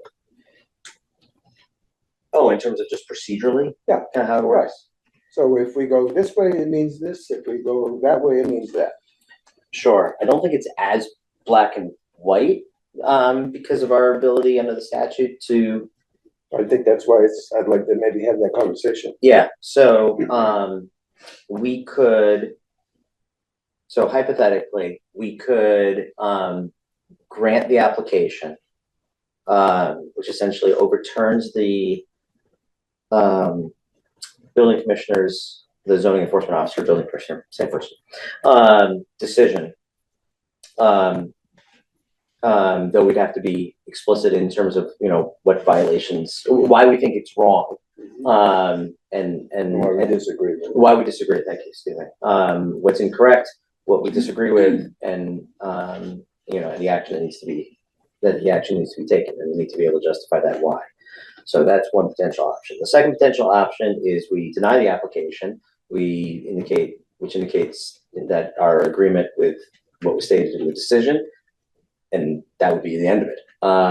At least from our perspective, certainly appeals can be taken by, any aggrieved party. There is a third option where we could, and as I think I've noted this before, statutorily, because we have the right to do anything that essentially the zoning enforcement officer has, we could, on a technical basis, say we don't disagree with the statements in the decision, and therefore we are not overturning the decision and granting the application. But we can then say, because the decision is only what it says, but we can say based on the facts that we've learned at both the last public hearing and this public hearing, that, we now determine that there is a violation of fill in the blank, whatever that might be, which could go as far as issuing a cease and desist or putting some sort of directive on the property owner, essentially to rebut that, to indicate that that there's less than 5 people, that they are a single housekeeping unit, that they're not transient, that, it is owner occupied or whatever it might be. At which point it would essentially default back to the zoning enforcement officer to determine if the cease and desist order has been complied with or violated. If it hasn't or it has, then that's an issue that kind of goes down a different road that doesn't do so much have to do with us. So I see this as sort of 3 potential lanes, though a lot of the details would have to get filled in on each of those lanes, depending on what the decision might be. There is a 4th lane, and that lane would be that we, assuming the applicant is willing to agree to this, that we agree to an extension of time and see if the owners of this house are going to make good on their indication that they're going to rent this out as a rental to a single family unit. I mean, if they're actually going to follow through with that, then there really is no more controversy anyway. Well, yeah, I mean, just from a procedural perspective, the way We still have an application in front of us that we have to adjudicate one way or the other, whether we extend it for another N number of days or not, right? Well, extending it would delay the adjudication. Well, it does, but eventually you still have to do something with the application. Extend it to a certain date, and then you still have to make a decision. Yeah, I mean, the reality is actually, I guess there's 4 roads. We just have control over 3 of them. Right. Under your scenario, that just pushes the decision. It punts the decision. It's changed the timeline. Right. It pushes the timeline out and opens up the potential option of the 4th lane, which would be, if the applicant is suddenly satisfied with whatever the reality is, he could theoretically withdraw. That's something that we don't have any control over. And so pending that decision, which as of today is not happening for reasons that have been stated repeatedly, we're sort of back to those 3. I mean, theoretically, it is possible that we could get some sort of we could get an affidavit sworn under the pains and penalties of perjury that, they're going to be doing, that they're going to be, renting it to a single family home, that there's an observation that there's, parents and children who are living there. But if the application is withdrawn, we still have to do something. We still have to decide at that point what to do, no matter what. Well, I mean, if the resolution happens, in other words, if we do have proof that they have rented to a single family, then we can, I think Mr. Burke would agree, then that the case is moot and it can be dismissed. On the other hand, if they don't follow through, then to Andy's point, yeah, we do have to adjudicate a decision. I guess my point is that if he doesn't withdraw, we have to make a decision one way or the other. We don't have a choice. I could clarify that just a little bit. Please. So it depends on if it happens before or after the close of the public hearing.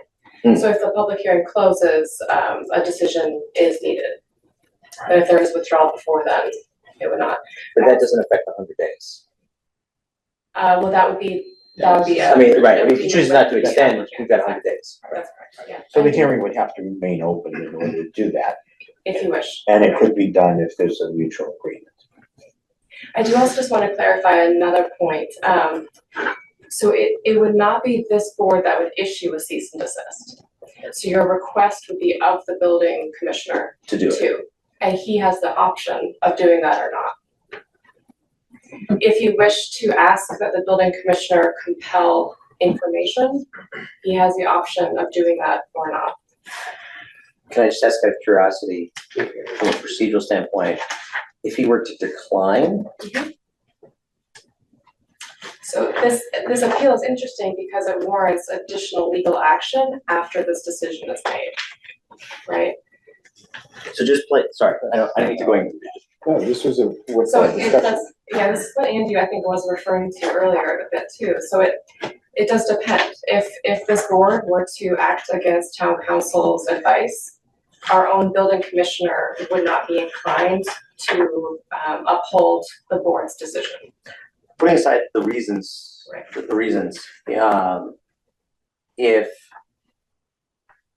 so I want to play this out. So hypothetically, regardless, I'm gonna put aside whether we affirm or deny the application, okay, and the decision. If, as part of the decision, we exercise our independent ability to either, request the compelling of information or cease and desist or both, however it might be, and the zoning officer, for whatever reason, whether it's because of legal advice, he woke up with a headache, it's Tuesday, he just says, thank you, I completely just, he could theoretically go, I understand what you're asking me to do, and I personally disagree with it. If he chooses not to do so,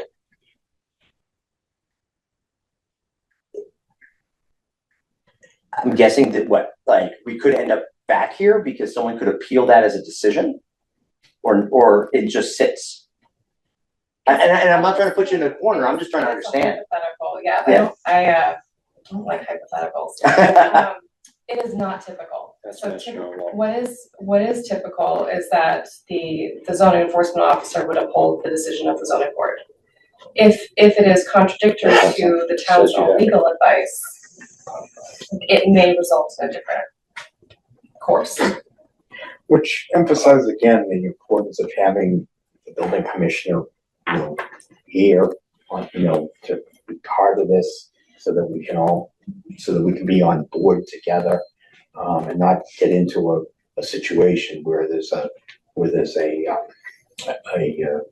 conflict. He is certainly willing to come if you wanted him to come to another meeting. He offered to come tonight. I think that there's a concern of if he expresses opinion again, it could be another item for an appeal. For what? For what? For an appeal. But his opinion, So he stated, look, the reality is, I'm not trying to be blunt here, his opinion is irrelevant. It is. He issued a decision, we have to render a decision. If he was to come forward and said, oh, I've had 17 more conversations with these people, then he becomes essentially a fact witness. That's different, which is the reason why we needed the public hearing to be reopened, to get this information saying, hey, I had this correspondence with Nick or whatever the guy's name is, to get that. But people can disagree with me, and if, I'm encouraging town staff or anyone else to disagree with me. I'm about to. No, but his opinion on how to interpret the bylaw for our purposes, in my opinion, at this point, doesn't carry any weight.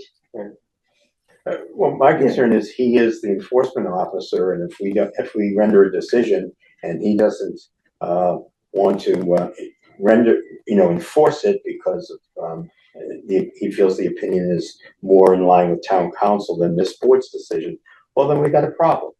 I mean, what's the point of a decision if it's not enforced? As you want to. But that could happen anyway, on any given day. Once we render a decision and there's some action that's intended as part of that, if that's not fulfilled, that's way beyond our capacity to do anything about it. That's not our job. Our job is to render the decision. Good, bad, right, or wrong. That's what we do. We hand that off to the next entity, and they have a responsibility to do their job. And if that person chooses to do whatever they choose to do, that's how it happens. And where does that leave the situation? Well, the applicant at some point is probably going to have an opinion about it. And before he offers one, because I was about to, I'm not suggesting that, we're gonna go rogue and say, I don't care what town council said, we're gonna do X, Y, and Z. That's why I am less concerned that the zoning enforcement officer is gonna say, well, this goes against the advice of town council, I'm not gonna do it. It's more, I guess I wasn't aware, and this is my own ignorance, and I apologize, that he could choose to say, I'm not gonna do it just because I disagree, that I don't think there's sufficient fact. I mean, maybe he wouldn't, it's unlikely. he typically would not. I would assume so, yeah. Yes, Yeah, and I also want to make clear that I do not speak for him. Oh, no, I understand. I just want to present some options, just to speak to Andy's question and also to set expectations for those in the room. Yeah, right. Mr. Burke, sorry. Yeah, again, I don't have the breadth of experience with zoning bylaws and chapter 40A, but I'm looking at section 14. Yeah, no, I know. And it says, in exercising the powers granted by this section, a Board of Appeals may, in conformity with the provisions of this chapter, make orders or decisions, reverse or affirm in whole or in part, I think the chair said that, or modify any order or decision. And to that end shall have all the powers of the officer from whom the appeal is taken. I don't think that. He's got it. I'm sorry? The zoning board has it. They can. You don't have to listen to it. That's why I've always sort of opened up as like the lane 3. It's not necessarily yay or nay. It can be, yes, we'll, agree with what the zoning enforcement officer said, but beyond that, we've got the independent authority to do everything that section 14, says we can. Which I believe town council even agreed with last week or last meeting. Okay, that's what I thought I'd heard, but. Oh, yeah, no, I'm well aware of section 14. And the other thing is, I heard something about against the advice of town council. Has town council weighed in on this? The ZBA is in receipt of a memo from town council. That they've. Well, I haven't seen it, so I can't. Was it before or after my letter? February I 20th? believe the date may be before. I don't remember. It was before, I believe. Your letter did not change the substance of the memo. Well, wait a minute. It didn't change the substance of the memo because it was, because she reaffirmed the memo after I sent the February 20th letter, or what? It's a February 17th letter, confidential. Okay, and I can't breach or ask to breach attorney-client privilege. That's entirely up to the board. It's your privilege. You can do with it what you want. What I'm saying is, as town council, since I raised the points I did in my February 20th letter, given any other input. Well, the last meeting. Because I think your letter was received by her prior to the last meeting. Yes, and what did she say at that meeting that said that she had an opinion disagreeing with that? I didn't hear anything. Again. Evidently he did, I didn't. Oh, no. She did not comment on your letter. She didn't even mention. I think the main distinction was the main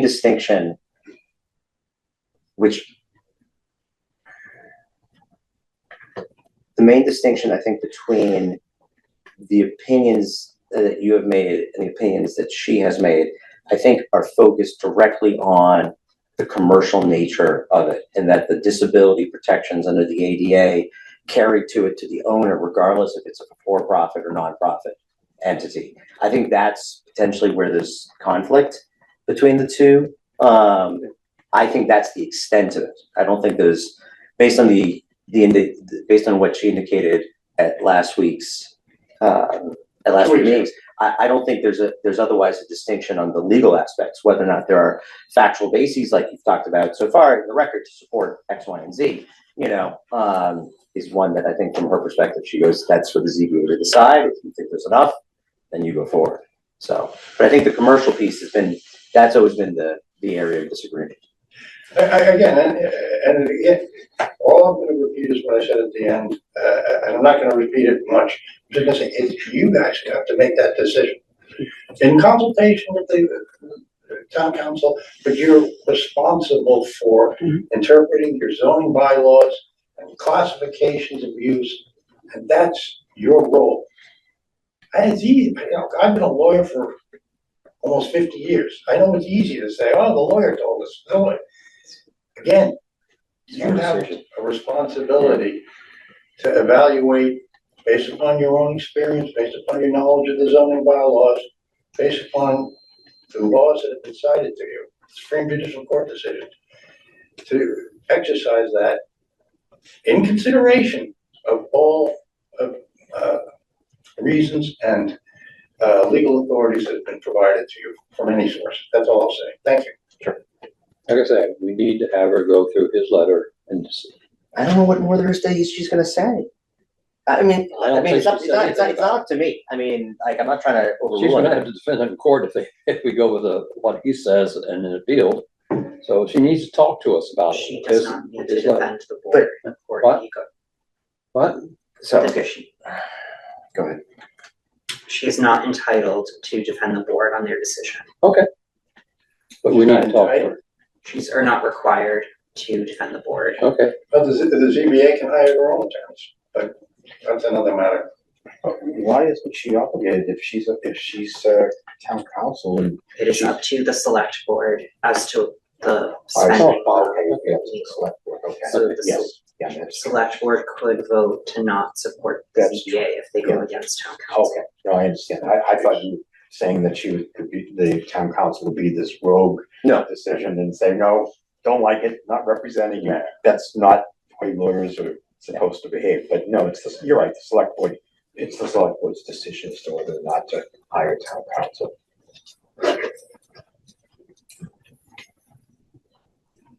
Again, I think you have authority to, and I don't have this on it, right into my fingers, and you have authority to hire your own attorneys if you need to. Except there's money involved. She wouldn't let a town administrator probably wouldn't let us do it. And you just gotta do what you think is right. That's right. All right, other. Thank you for the response. Blame later for the question. But I mean, do you disagree that whether there's any other options out there? Yeah. Okay. So, that gives us some perspective. All right, any other, thoughts, comments? So at this point, oh, go ahead. I'm sorry, I think we have a decision to make whether to continue the hearing or close the hearing. I think that is a basic decision we have to make tonight. Yeah, so,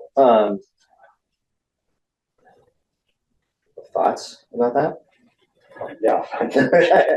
Lenny, why don't you kick us off with thoughts about Well, that? I think I've already said them, but I think always, if there's any question or any concern or any feeling that maybe more information could be helpful, it's always better to, to continue something. And I think the key element here, at least another key element, is this whole issue with the owners here saying that they intend to, rent this out to a single family residence. And also, like I said, I would like to have the building commissioner here. I would like to have the town council here as well. So for all those reasons, I would want to continue this again. But I guess to do this, our next meeting is April 6th, and I think our 100-day deadline is April 9th, if I'm not mistaken. So it would be better if, we could come to an agreement with the appellant, to agree to, a further, extension of time, because that would give us much more time and not be under the gun, 3 days after the next meeting. I don't think there's a benefit in waiting to hear back from the property owners, to be very honest. I think we have the facts in front of us. We have not heard from them. I don't expect we will hear from them. And most importantly, we have no reason to doubt current evidence that has still been ongoing as a sober house. Particularly because they said on February 20th that in 2 weeks it would be rented to a family, and it's well past 2 weeks. That is February 20th. Yeah. We're now a month into that. Did they actually say 2 weeks? Yeah, they did say 2 weeks. That memorandum on the 20th. Yeah. I'm trying to read that. It's, Yeah. right, yeah. Which one is that? Let's see. There's no statements. Yeah, I did speak to Mr. I'm not gonna pronounce his name again, and asked him to send a letter that he's closing his, the sober home, renting it out to a single family in 2 weeks. And that was dated February 20th. So, and I don't know when that conversation actually occurred, but it's, more than 2 weeks. It's been more than 2 weeks since February 20th, so. Yeah, it's been more than 2 And weeks. it's completely out of our control. We don't know what they're going to do. Maybe he's gonna rent it to his manager and do the same thing they intended to do. I just don't We think don't it know. changes anything. And the reality is that even putting aside the fact that they said they were gonna do it in 2 weeks, they were requested to just send an email to confirm it. It's not legal binding. Which takes, but besides that, right, it's, you know, we're, yeah, so I mean, I agree with you 100%.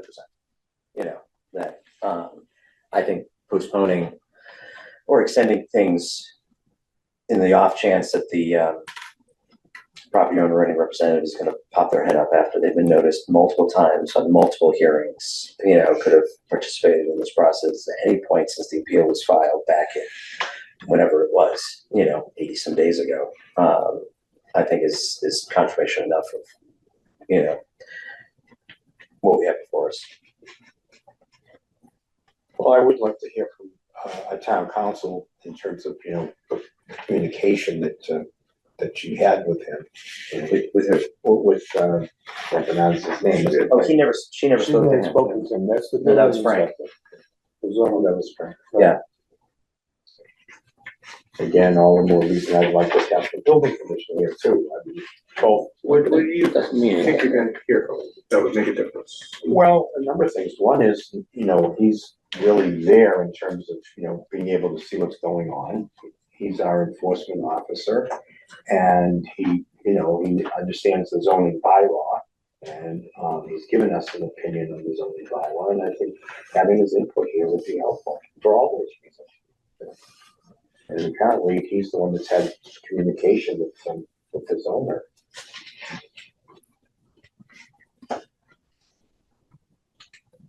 I think we should continue the meeting till another day this week, at which time we can find out when town council is available to meet with us for another, continue the open hearing. So just a temporary meeting sometime later this week to determine what date Mrs. Stein and Ms. Stein can meet with us the following week, say, to go over our issues with But we don't need to keep the public hearing open. Just to be clear, we don't have to keep the public hearing but I would open. like Mr. Burke to be continued part of the conversation. Mr. Burke, Esquire. Yeah.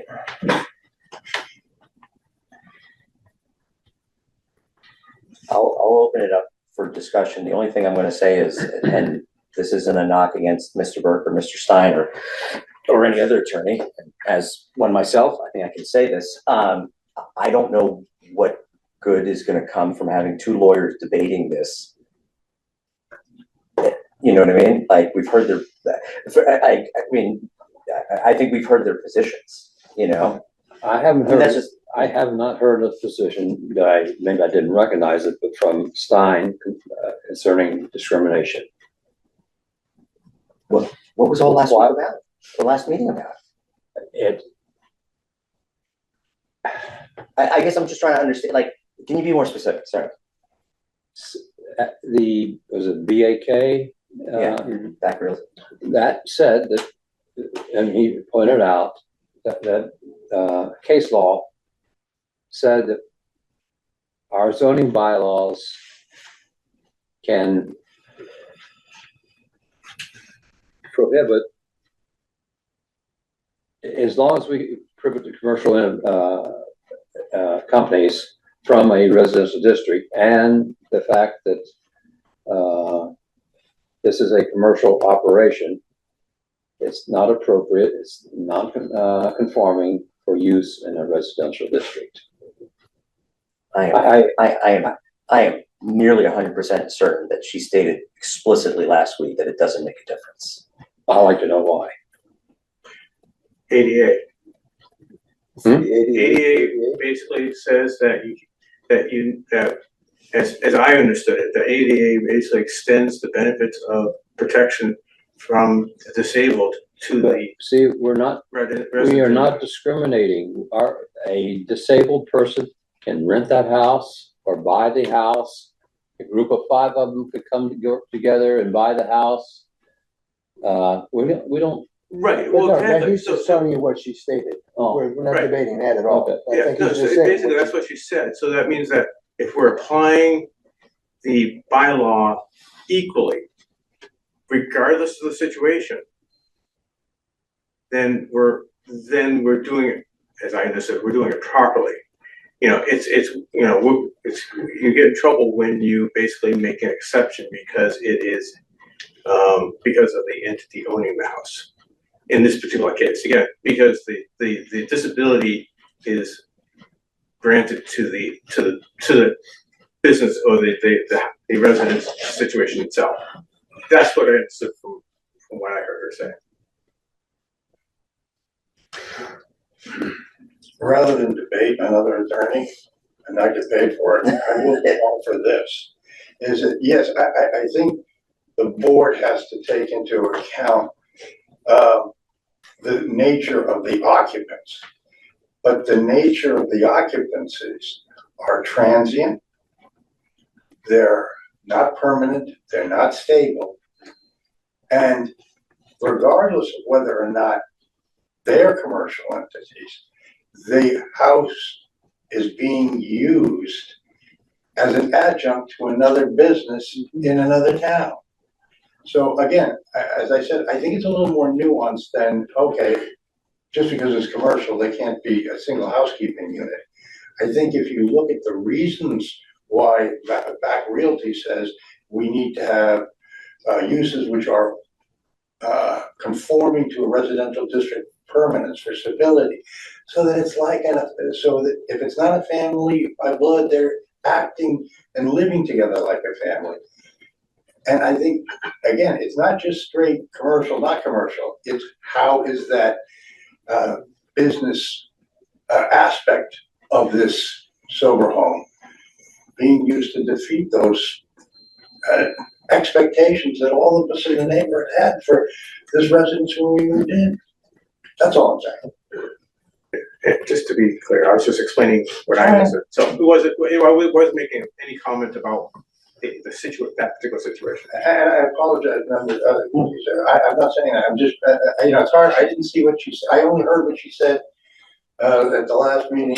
She didn't mention my letter, she didn't disagree with anything. I guess, if we're talking about, it's more than just the business aspect, it's what the business aspect of this sober home does to the use, the transient, non-conforming, non-permanent, non-stable, non-family-like use.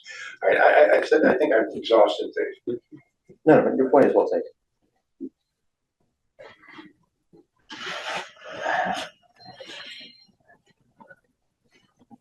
What are other folks want to do? Andy? Roll call. I don't think there's any need to extend this, to continue this. I think we should close the hearing. Maria, thoughts? I lean towards that, I guess, closing the hearing in the sense that I don't think the new information necessarily should change how we proceed. So, assuming that's what we would be doing prior. So we're here tonight because we thought we were going to get some more information the last time, which is why we reopened the hearing. And that didn't render out the way we thought it would. And to try that one more time, I don't think is prudent. Well, there is this new development. It's not, I don't consider that new. It's just a little twisted. It's a little fake. Well, I just don't think it My necessarily changes what we have control and not over. So I don't think it makes sense. That would be just my opinion. It's actually inconsequential to the main issue. To me, if this really is genuine, this would resolve the issue. I'm not saying it is genuine, I'm not saying, but if it is, it would resolve the issue and we wouldn't have to. I would agree with you if it was February 23rd, not March 23rd. In all honesty, you know what I mean? Which, when was our last hearing? March 2nd? Am I making that up? Was it March 2nd? March 2nd, which was 5, 6, 7 days after this.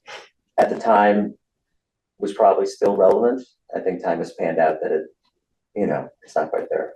So I'm going to call the gentleman in the back just because he's been very patient, but then I'm going to call it.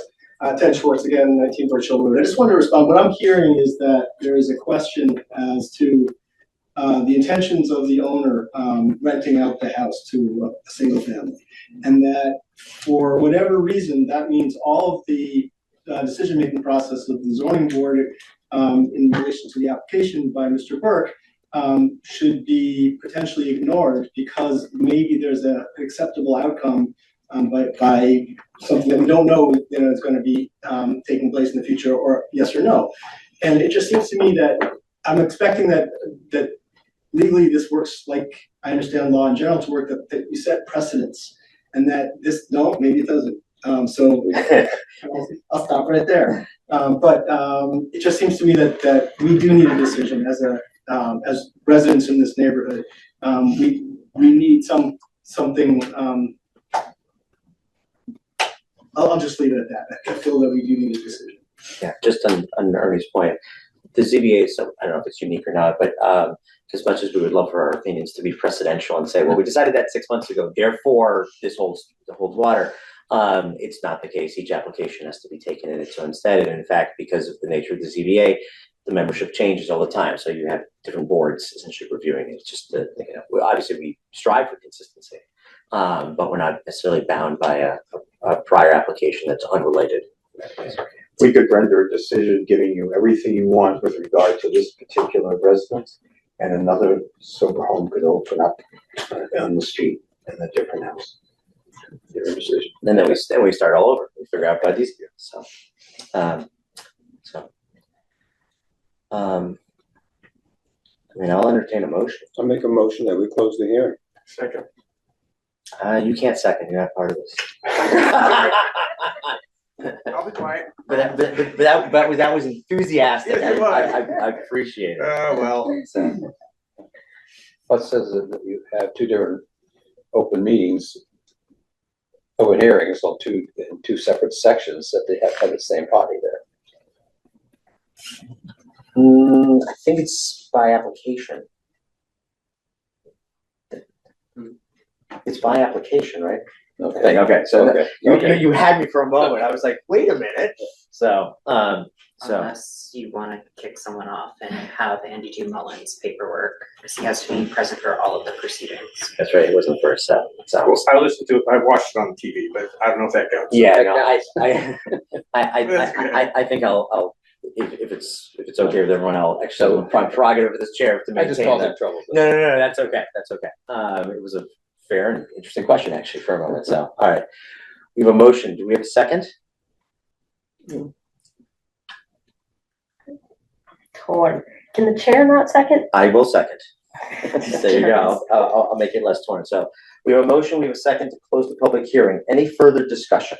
I open it up. I guess we've said all that can be said at this point.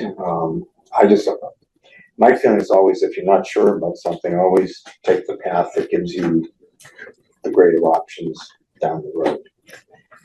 Go to the chair. Robert Frost said the road not taken. Well, I always say you can take it, or as Yogi Berra, the great philosopher, said, when you come to a fork in the road, take it. Yeah. So we've had the Godfather quoted and Yogi Berra. That's first. So the only thing I'll mention is that I think extending the public hearing for the purposes of getting any more information from the owners, I think is futile at this point.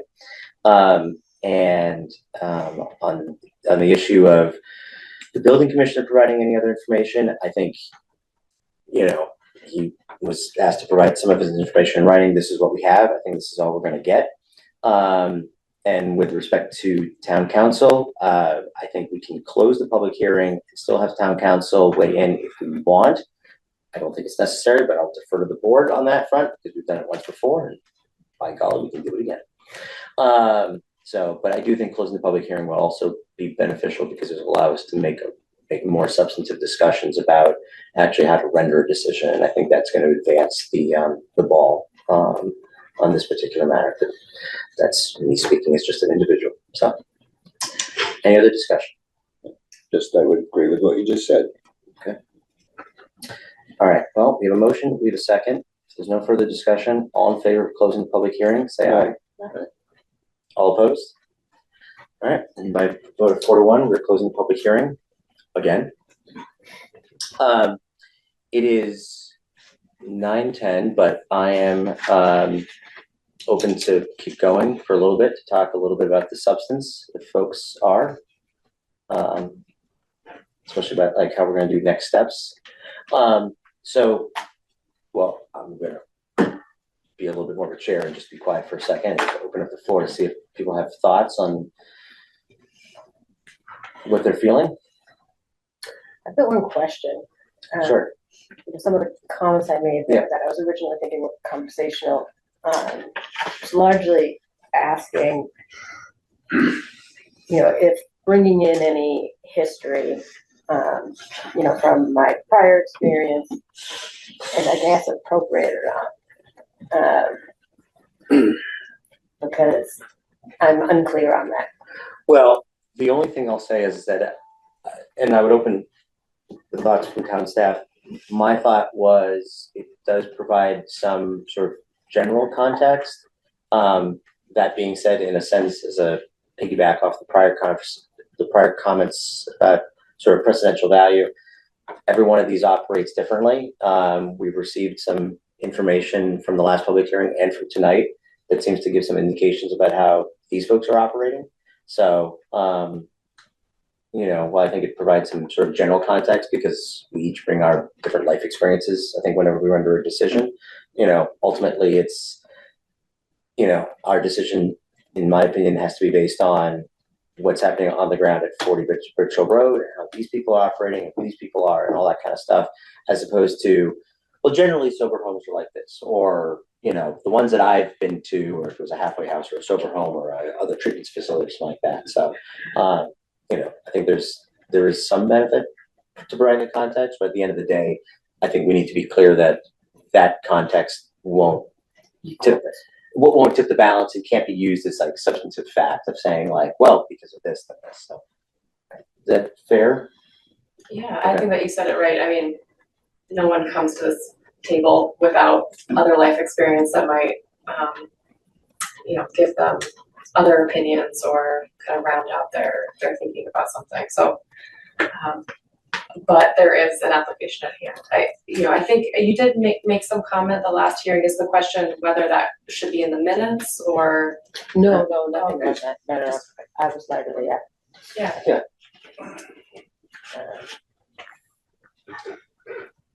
Well, let me ask this. I'll put it, I brought it up in the last time. It's part of the reason why I'm glad we went to the minutes. So I'll bring it up again. And I'm smiling because I know which way Lenny's gonna, what he's gonna say. But on a base level, there are certain base facts that I think we can try to see. Do we feel comfortable that there's enough information in the record, that we would make a factual finding, toward? So I think the first is, are we comfortable that there's sufficient information in the record that there is a sober home operating at 41 Birch Hill Road? Mm-hmm.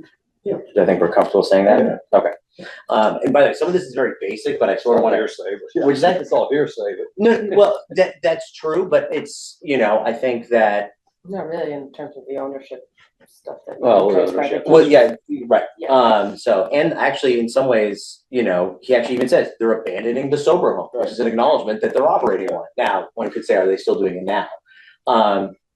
On that point, though, I think, if we have an individual or we have individuals who are making representations about what I see or what I've been told, it's up for us to determine if they're credible or not. And if we believe that they're credible, then we can we can accord weight to it. And I think that the property owner's failure to appear and participate, well, we can take that as an indication of one way or the other, whether it be, litigation strategy or whether it be, whatever other subjective term you want to use. It's sort of the classic example of like, well, if you're choosing not to rebut a statement that's being made, then you carry the risk that the board is going to accept the statement.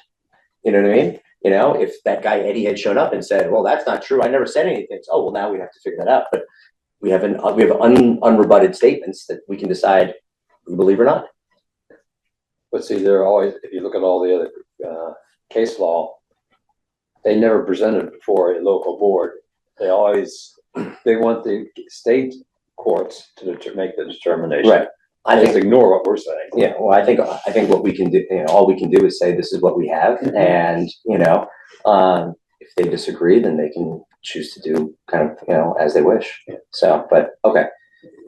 Well, yeah, I was gonna say something. Go on, please.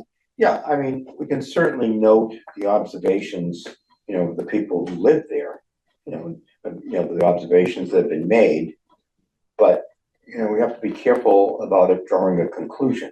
Yes, there could be people, meandering around, coming in and out, but are they staying there? Are they not staying there? Are these guests? Or, who are these people?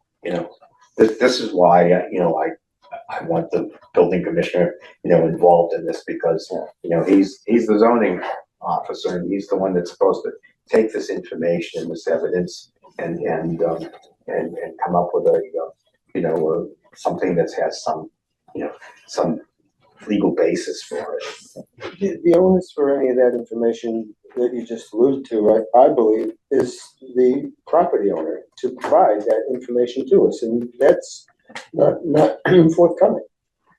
I'm also, for what it's worth, I'm comfortable making findings and conclusions based on what otherwise at best is described as circumstantial evidence. Yeah. I'm reminded of like the common jury instruction where they say, well, if you see the mailman go into the mailbox and puts the mail in the mailbox, then you have direct firsthand, evidence that the mailman was there. Right.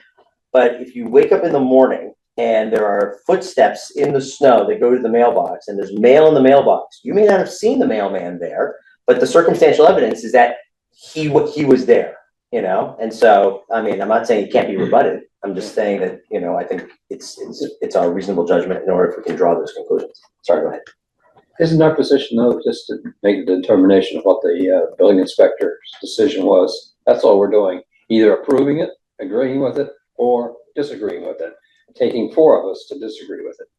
That's how it's actually being used or not. It's already been his decision that what you're doing is not correct. And our decision is, yes, what they're doing is incorrect, but your decision doesn't interpret the Stow zoning bylaw correctly. True that theoretically we could say you've restated what the bylaw is, but we've now determined based on the actual facts that, essentially we could say there's more evidence that's come in since you ruled, and therefore, the use is non-compliant, compliant, whatever it might be. He's already told them they're not compliant. They have to have 6 or 5 or a few people there. Correct. Whether or not, what's interesting is that he doesn't actually say, well, I mean, I'd have to go back and see how that. He gives them another option to spec permit, which would be a possibility too. Yeah. Yeah, if it's a boarding house and all that kind of stuff. Can I ask, do people understand what he's saying to be saying just what the use is? Or is it changing the designation of the property from single family to boarding house? He's just saying that Just the use. you have too many occupants in the house. That's basically what he's saying. But the part about boarding house, what's that meaning? That would. I don't think that was very clearly written, inadvertently. Because I don't think the boarding house option is necessarily even applicable, to be perfectly honest. I think that's what keeps getting me confused. Yeah. Because if we're affirming what he's saying, I'm hearing that along with this boarding house dynamic. But I'm not supposed to be.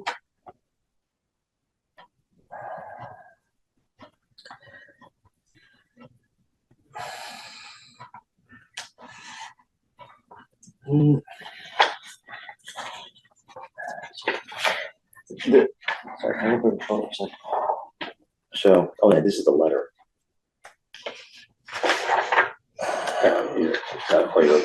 I want the actual decision. Oh, I don't know. It's the email. It's the email. Yeah, sorry, I was trying to pick it up.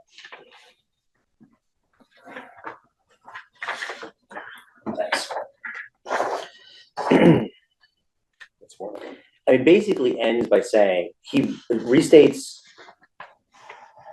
the definition of a dwelling unit. He restates definition of a rooming or boarding house.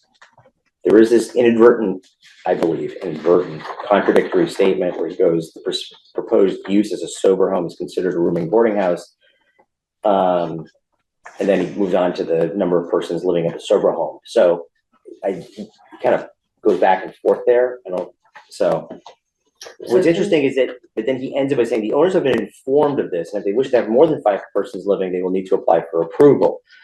What's interesting about it is that it's not like he says they are in violation or they are not in violation. His decision is, here's what the bylaw is. I told them what they need to do to be in compliance. Period.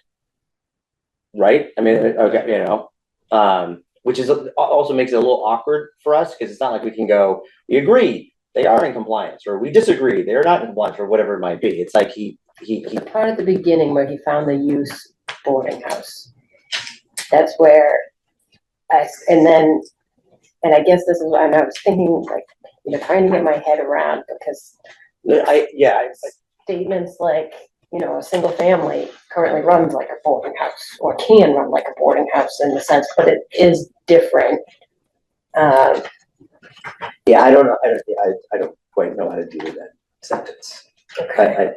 I think part of what we're gonna have to do is really look at it and decide what we think it fits. I mean, we really need to start from the beginning, based on what we've heard so far. We need to look at it and say, okay, it's more appropriately a dwelling or a dwelling unit, or it's something that's maybe not residential. So we have to look at the whole range. I mean, at this point, we have our own facts and need to make our best decision.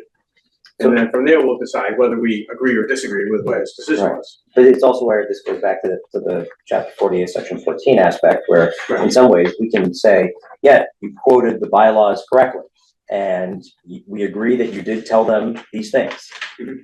Notwithstanding any of that, like, we're going to be asking you to issue a cease and desist, or we're going to be asking you to make the owners comply with the following,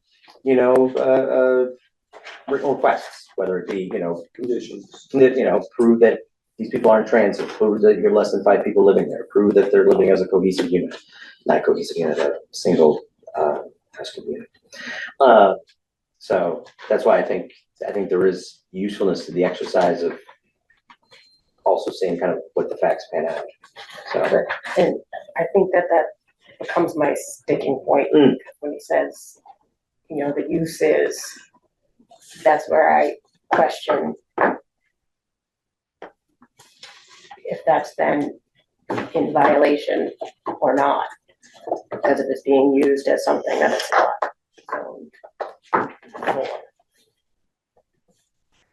Well, I mean, to the extent that,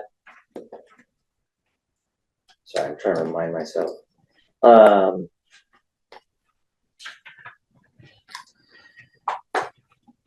So the check marks for the boarding house, for what it's worth, is it's not open to transient guests. And if it's in a residential district, it can't have more than 2 persons, provided that the house is also occupied as a private residence by the owner.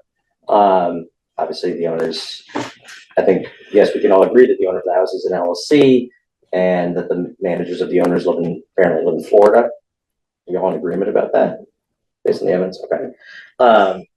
And so, yeah, I mean, to the extent that, if you agree with the statement that the use is as a boarding house, then, I mean, I would submit that the facts are pretty clear that it's not in compliance with that.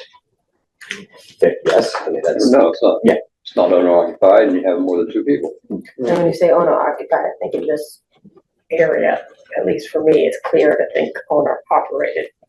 Because it's not owner operated. No, but it's occupied. There's a big difference between operated and occupied. Well, I mean, owner operated. So owner managed. The place that owns it isn't the program that's managing it. I think this is a great example of a situation where it ain't owner occupied and it ain't owner operated either. you know? That's what I'm saying. Yes, yeah, yeah, That's my point. yeah, yeah. Something can be owner occupied, but not owner operated. Right. That's true. Yeah, it is Interesting. possible. Yes. Yeah, that's true. Yeah. Okay.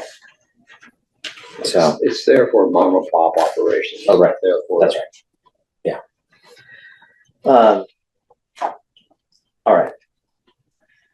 We're in agreement on the, who owns it, and it's not owner occupied.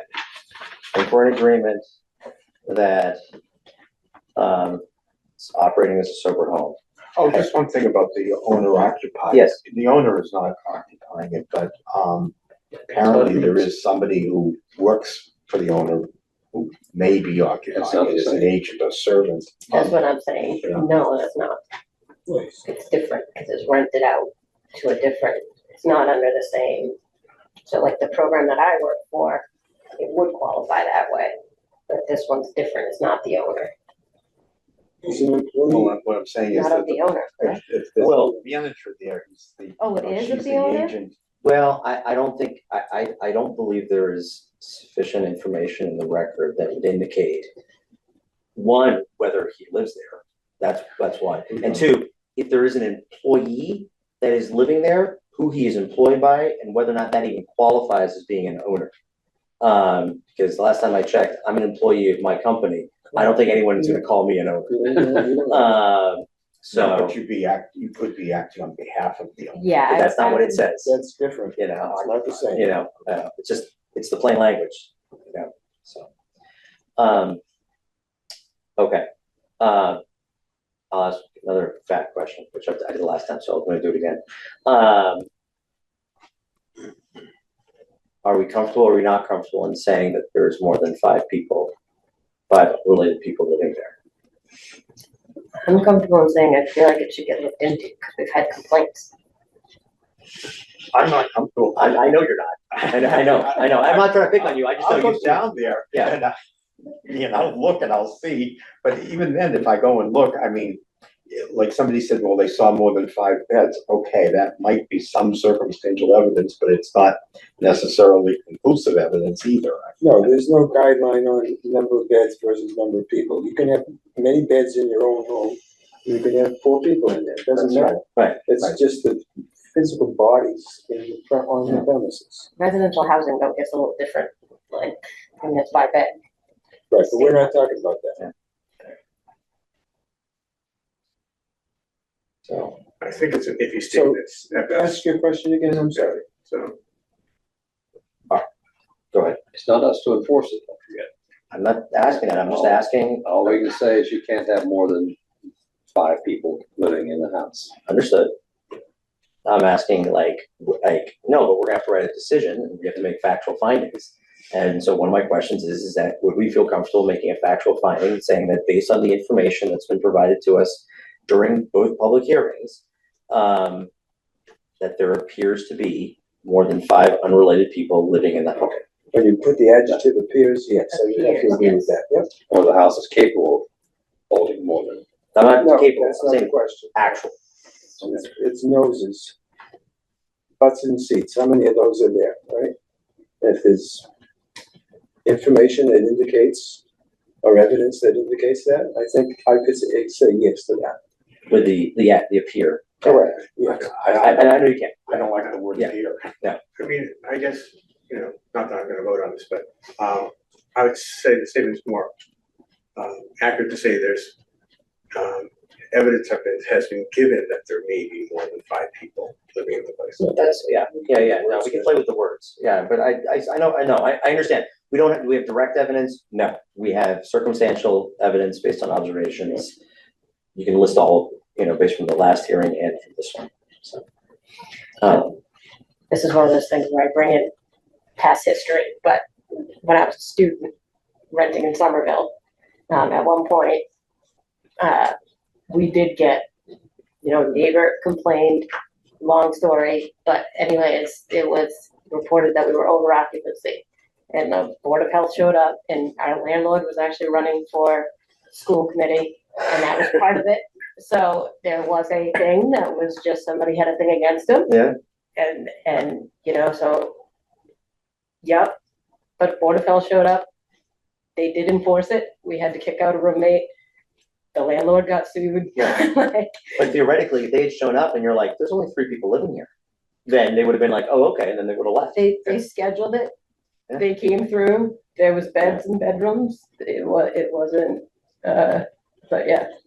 But as you described it, it's so hard to count how many people actually are living there because there's in and out all the time, all times of the day and night. You don't know who's staying there.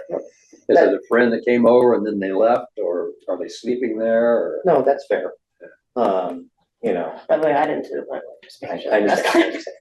So, and I'm not necessarily saying that the number, you know, is always above 5. You know, it could vacillate. What if they're, you know, short people? It's 3 one day. I don't know. But I think that's why I'm trying to see whether or not there's a way to phrase it to say, you know, there generally appears based on the evidence that's, I don't know. We'd have to play with the language. Okay. Transient. There's 2 ways to think about that. One is, do we feel comfortable saying that the people who are living there, regardless of the number, let's put the number aside for the moment. Regardless of the number of people who are living there, are we comfortable saying that generally it appears based on the information that's been provided during the public hearings that the people who are living there, you know, are transient? The other thing is we could hold off on that and try to figure out, well, what does transient mean, you know, first.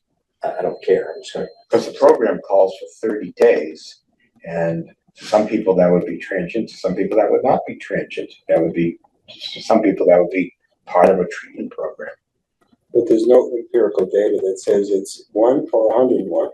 And so there is, I'm going to call it anecdotal information that says there are transient movements in the facility, right? And to what extent, it seems like it's frequent. The number is variable. We don't know that either. But we go back to the point. There's no information from whoever owns this thing to tell us right, left, up, or down. Right. So we have to use what's been presented in the best context that we can.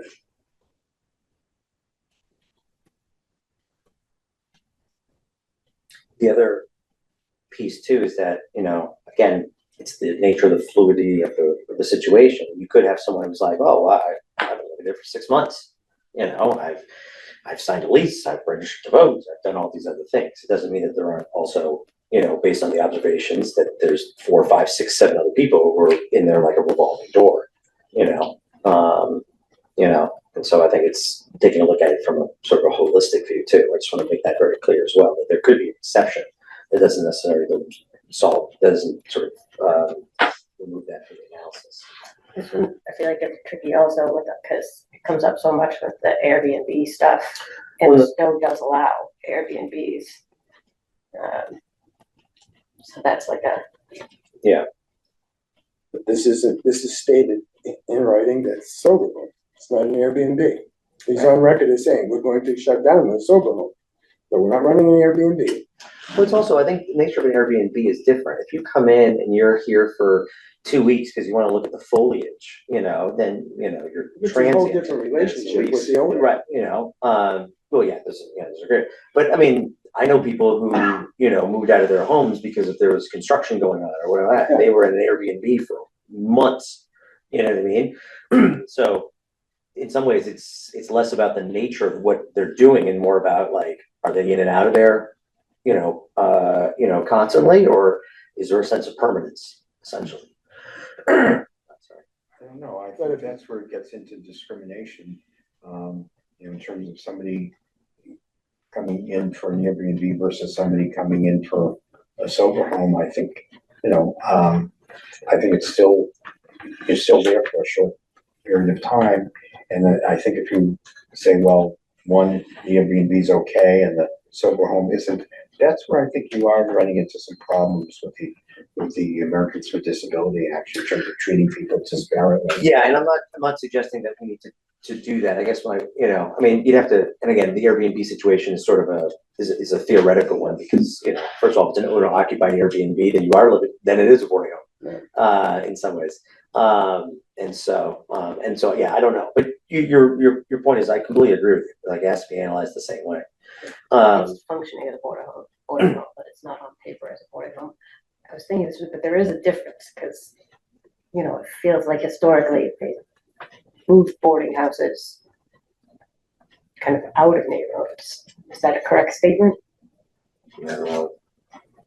Yeah, like single owner occupancy, efficiency units or things are much harder to try and get to build now. It's basically a shared kitchen. Is the yeah, so the use as a single family can function as one.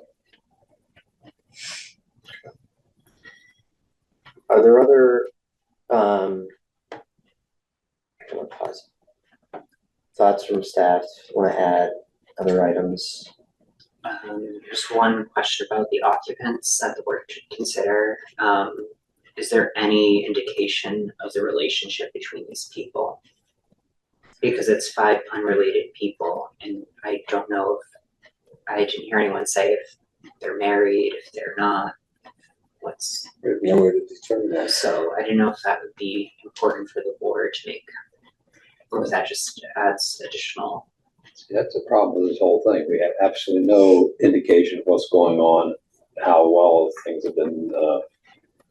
You have no record who comes and who goes. That's right. No, What their records were. Should look at the names of the packages. I'm not suggesting. I'm not gonna go do it. No, I'm not suggesting. Or who manages the place. We don't have any control of that either. We don't know how to contact them. The police need to have those phone numbers, and a lot of things need to be in place. So. I think that, no, the point is well taken. Do we know if they're actually related? No. I think there's no, I mean, personally, I don't think there's any information in the record that definitively indicates whether or not these folks are related, whether it's be by marriage or by birth. That being said, there is evidence in the record that indicates that it is a sober home. And there's evidence in the record that indicates that there are people coming and going, and there are different people coming and going all the time. I would find it very difficult to believe that a large number of the people who are using the sober home are all related. Now, that's a negative inference, you know, admittedly, but I don't know whether you could draw that, or if they're from Stow. Resident another place. Yeah, you know.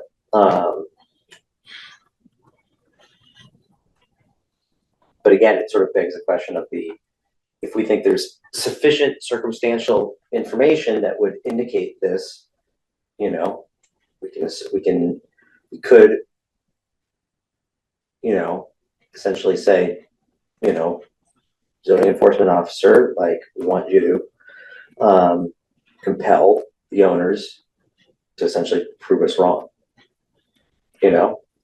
Which, I mean, they could. I mean, there's been instances in the past where you have lots of people living together and they're like, we're all cousins, or we're all dating each other, whatever it might be. Well, you can do that as you wish, you know? Well, I suppose looking at the program itself might give some indication, you know, in terms of people that get treated, you know, whether they say something about, you know, we encourage, you know, family members to be here, or they don't, you know, that might give some indication maybe as to whether the occupants have any. Maybe, but yeah. Go ahead. I think we just should decide what kind of decision are we going to come up with. Because, you know, whether it's sober home or not right now, we know as much as we're going to know about it. We're wasting our time discussing it. Yeah, I think we should say it. Are we going to support the building commissioner's decision? If not, why? What decision would we support? The only open it up. The only reason I'm hesitating saying we would support the building commissioner's decision and leave it like that is because I think he stopped one step short of like making a definitive decision. It was more of a this is what's happened. Then we can make the decision for him. Yes. Yeah. I mean, we can say you cannot have more than 5 people in that house, period, including your manager. If the manager lives there. Yeah. That's Well, it does make a difference. Yes, 5 unrelated people. Yeah. Or our decision is you're not a permitted use in the residence district, which is Mr. Burke's position, which I agree with. And I disagree with Mrs. Stein's interpretation of things. But she knows, she's a lawyer, not me, I don't. It doesn't matter. Huh? It doesn't matter. Yeah. And I have not read the, What's various laws. What's the distinction between the two things you just said? When you said you're not allowed to have more than 5 people there versus that's an unapproved use. Like That is, like you I'm just can't have practically- 5 unrelated people living there. 5 or less, right? Yes. Not a corporation though, that's just 5 individuals that agreed to go together. That's a they're basically a family. They're there for a common cause. They're roommates from college, or they're all alcoholics and they're trying to recover or whatever. Right. We don't discriminate against that. Anybody can, 5 guys can get together, 5 gals, anybody. And buy the place. Yeah, no, I And understand. they live there. We don't discriminate against that. Yeah. Well, there's 2 issues. One is, the issue of whether or not it's commercial ownership makes a difference. And the other issue is whether there are more than 5 unrelated. And those are 2 separate issues, really. Correct.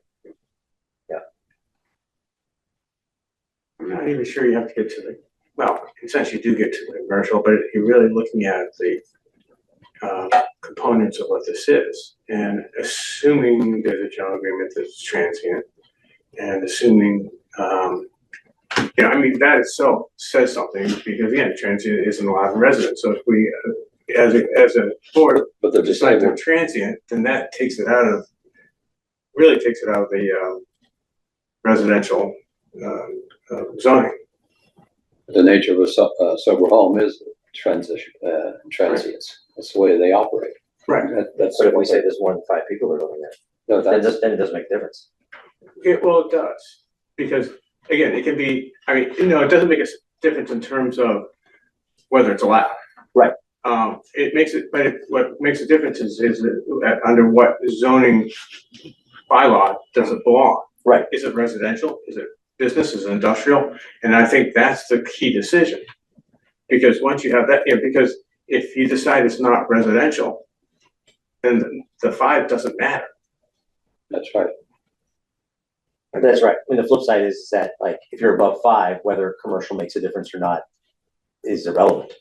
Exactly. That's what I'm saying. Yeah. Commercial isn't really the issue. It's transiency, and it's and whether or not that meets the definition of residential zoning. So,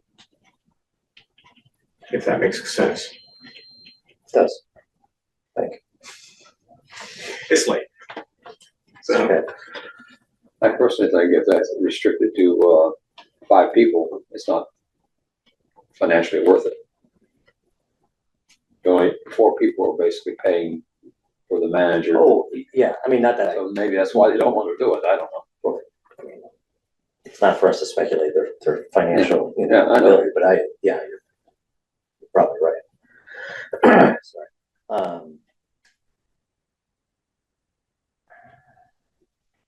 But let them prove it. And if they can't, That's their problem. That's exactly right.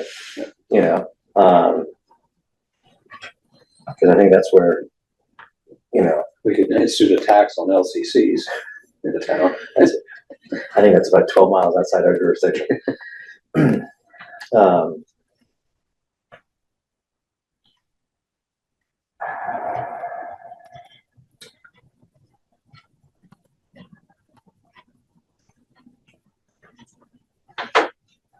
I hear wheels turning or not. I don't know. I'm for saying the use in the residence district is not permitted. And Because we have other districts that it is appropriate for. But why? What's the why? Because we have hotels, we have, No. But what's, by saying that the use is not permitted in the residential area, what's the use right now? because of the transient, it's not a family-based operation. And the fact that it is a for-profit business, and we have other areas in town for profit businesses. We have no problem at all Some of them require a special permit, but there's no reason they should be denied. I'll stick with town council's opinion on that, which is, it's not the entity, but it's the use. And it can be a commercial entity, and if it doesn't have a commercial use, then it can be permitted. And the other point is, if you say other places, then you are getting into disparate treatment of people. You're saying that, oh, yes, you people can live in this other neighborhood, but not in this neighborhood. And then that gets into discrimination, and that gets us involved with the Americans with Disability Act. See, one of the case laws she gave us was, I think it was for New Bedford, where they had bylaws about restricting the use for disabled people. That was in their bylaw. It was stated that way. And yeah, that would be, that's a problem. Yeah. Now, so why she brought that one up, I don't know. Well, because that's an example of discrimination. Well, based on Stow, our bylaw only allows for ramps and everything for access to a home. That's the only thing in the provisions in our bylaw about discrimination. But we're dealing with a federal statute. And if the federal statute is constitutional, and so far it is, it takes supremacy over any local bylaw. But BAK says we can do it. Because in effect, we're just. Is BA box there, is that, and it's saying it wasn't functioning as a single family or as a family unit. Is that related to increasing occupancy beyond 5? Is that related to? Actually, if you go back to Back Realty, they don't actually address the single housekeeping unit definition because they don't need to. Because they go, there's, how many were living in that? There was like 13? Yeah, so it was occupancy. It was 13, and I think it's Fitchburg, right? Yeah. I think in Fitchburg, their max was 4. Is it 4? And so I think they were able to knock it out. I'd have to go back to the court case, but I'm fairly certain that they talk about the different ways that it can be interpreted. And essentially they say, we don't even have to address this issue right now. So if somebody takes family and tries to make it, like I know at one point, somebody was saying, oh, if 9 people can be in a house, and these 9 people, the difference in my mind is that these people in a sober home aren't necessarily choosing who they get to share a room with. Somebody else is doing that. Like if this is a 3-bedroom house. And if they're not either related, married, somehow established by contract or choice, it's a different situation, which I think is maybe what case was getting at, that it's, like you can't just expand the occupancy in the same way that a family might have 10 children or something. They don't necessarily compare. Just the way that I heard that, or I read it. So I think it gets back to Well, a lot of bylaws says there no more than 5 unrelated people. Right. So assuming that would pass court, okay approval, it would be 5 unrelated people, whether they're 5 unrelated disabled people or 5 unrelated people who are former frat brothers or whatever. But again, the idea is that you don't treat either group differently. Having been somebody who had my door knocked on, I feel like it's okay to just, if there's complaints, to check it out. Like it either meets health requirements or it doesn't. I would be more concerned if there was, if we see a population and we're saying, whether it's minors, whether it's disability, but people that need protection, and then we're not checking in efforts to protect them. To me, seems like that could be more of a problem. True, it's within our jurisdiction or not is a different question. Well, that's where I just see it kind of uniformly. If there's complaints, there's people saying that there's been material evidence. We don't yet check them. That's not. So, go ahead. No, if you look at the MASH website, they describe a sober home. And they describe whether you can be certified or not certified. They also talk about referrals and how sober homes get referrals. In that context, and I think it was brought up here, there's a commercial entity operating here. They've got a business at one location, I believe it's Acton, that refers people to this particular sober home. That seems like a commercial operation, and it's a business practice going on inside a residential neighborhood, right? So there's no guideline that they need to comply with. If you read the specs on the MASH site, they're not even required to report anything. There's no certification. And in terms of what kind of services or, I don't even know if that's the right word, it's a peer relationship in the home that is purportedly servicing the occupants. So they are on their own to provide their own level of governance. So in terms of what services they may or may not be getting, we don't even know how to measure that. No quality control, Right. make sure they do it. So I'm pretty sure, to me, there's a commercial operation going on. The fact that they have two different operations, I mean, those may be I think those are two different treatment processes. They are. The And one in Acton I'm not debating that. What I think I understand about the way this architecture is designed is that you have an entity here that recommends someone to a sober home. So this is a commercial entity, this facility in Acton. I don't remember the name of it, but that's in a business operation. And they presumably have patients that they refer to the sober home. Mm-hmm. So that, to me, and once they do that, there's financial transaction that occurs to accommodate that. Sounds like a business. Sounds like human services to me. They may receive something, but if I read what goes on inside of this particular phenomenon, it's a peer-to-peer relationship. So there's no real services that are required per se. So that it's really me talking to you on a daily basis. That's the level of communication or service. If you read the description that's offered at that MASH site, that's what this particular home does, or purportedly does. It gives them a place to live. It's an opportunity for people to come together and have that peer-to-peer relationship for a charge. There's financial transaction involved here. All right, I'm going to give you an example, and it's probably not going to be a very popular one.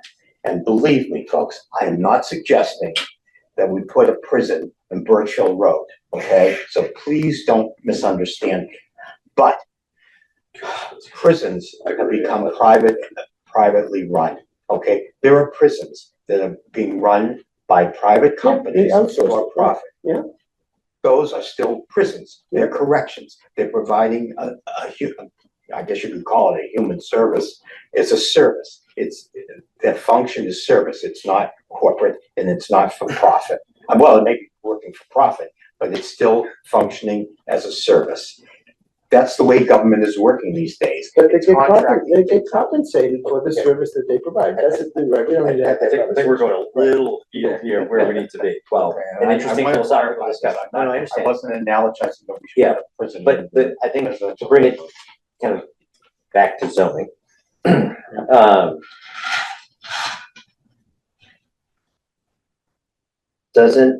Aren't these just further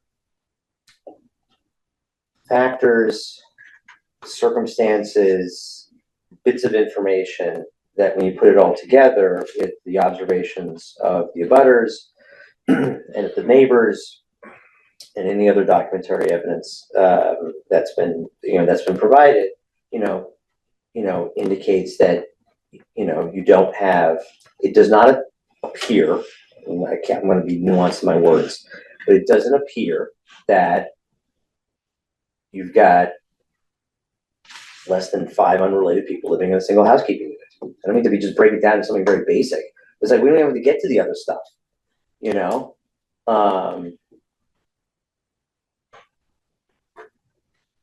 words, if you're saying there's more than 5 unrelated people, then they're in violation of the zoning bylaw. Yeah. Okay. you know, that based on the evidence, there, you know, it takes the zoning enforcement officer's decision that one extra step, you know, which we have the right to under section 14, as confirmed by town council, you know, that we can say, based on the information that we now have before us, that we have developed as part of the public hearing, both public hearing records, you know, there appears, and we can put the caveats, because I agree, I don't think we can say, we know it's definitive fact the following, you know, we can put the appropriate caveats as necessary. You know, and say, and as a result, you know, and I don't know, and I think I'd have to maybe lean on town staff to either, if they know this now or can tell us next time, whether or not that's requesting a cease and desist, saying it indicates that that this is happening, stop. And if they think we're wrong, then they can prove otherwise. Or can we just can we ask the owners to be compelled to provide information to prove otherwise? You know, and if they say, yeah, we've got 3 people living there, it's a sober home, we got 3 people living there, here are their leases, then so be it. I guess that is a question for staff. Like, is there a difference between what, like,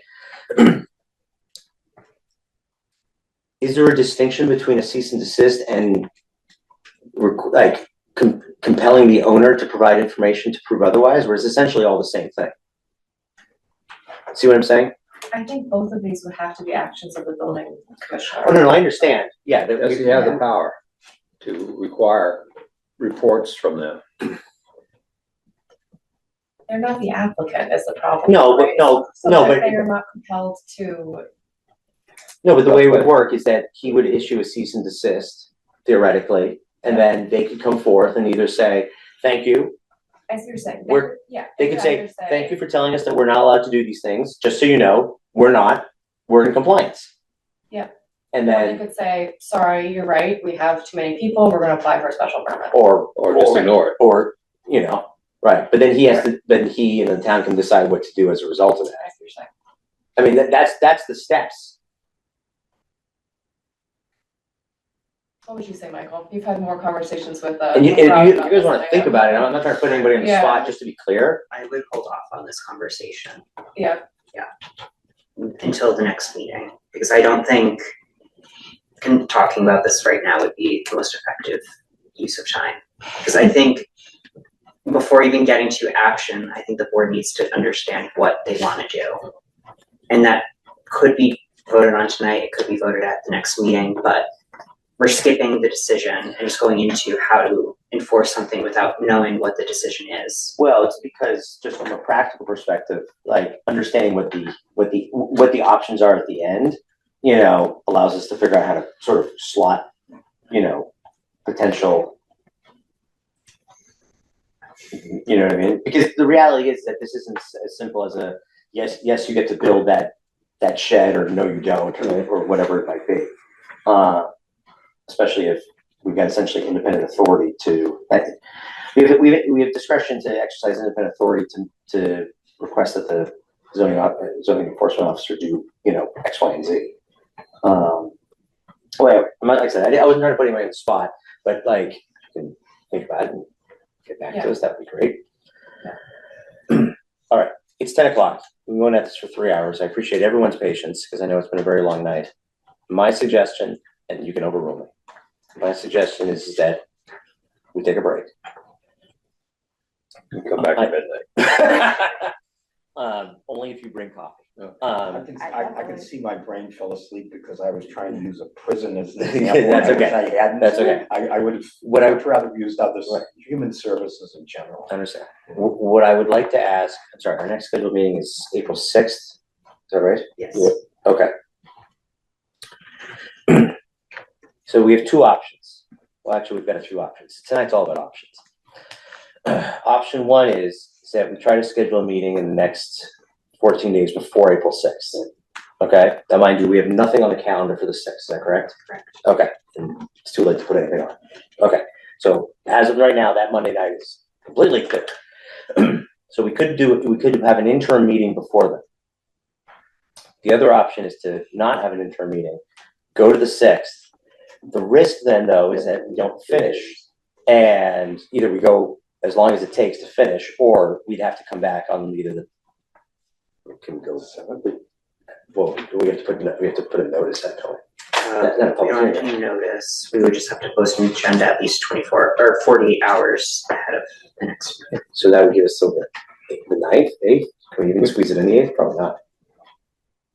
You probably couldn't, if Probably, unless you move the meeting earlier in the day on. We got the 30th next Sunday. I know, so I don't love the idea of trying to roll the dice on the 6th, I'm just being honest here. No, kind of too close. So I'm just gonna float out there, like, does the 30th work?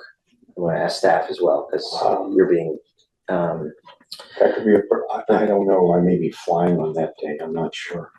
So we're waiting in the line. I'm waiting in the line. TSA I special. could make it, but the board.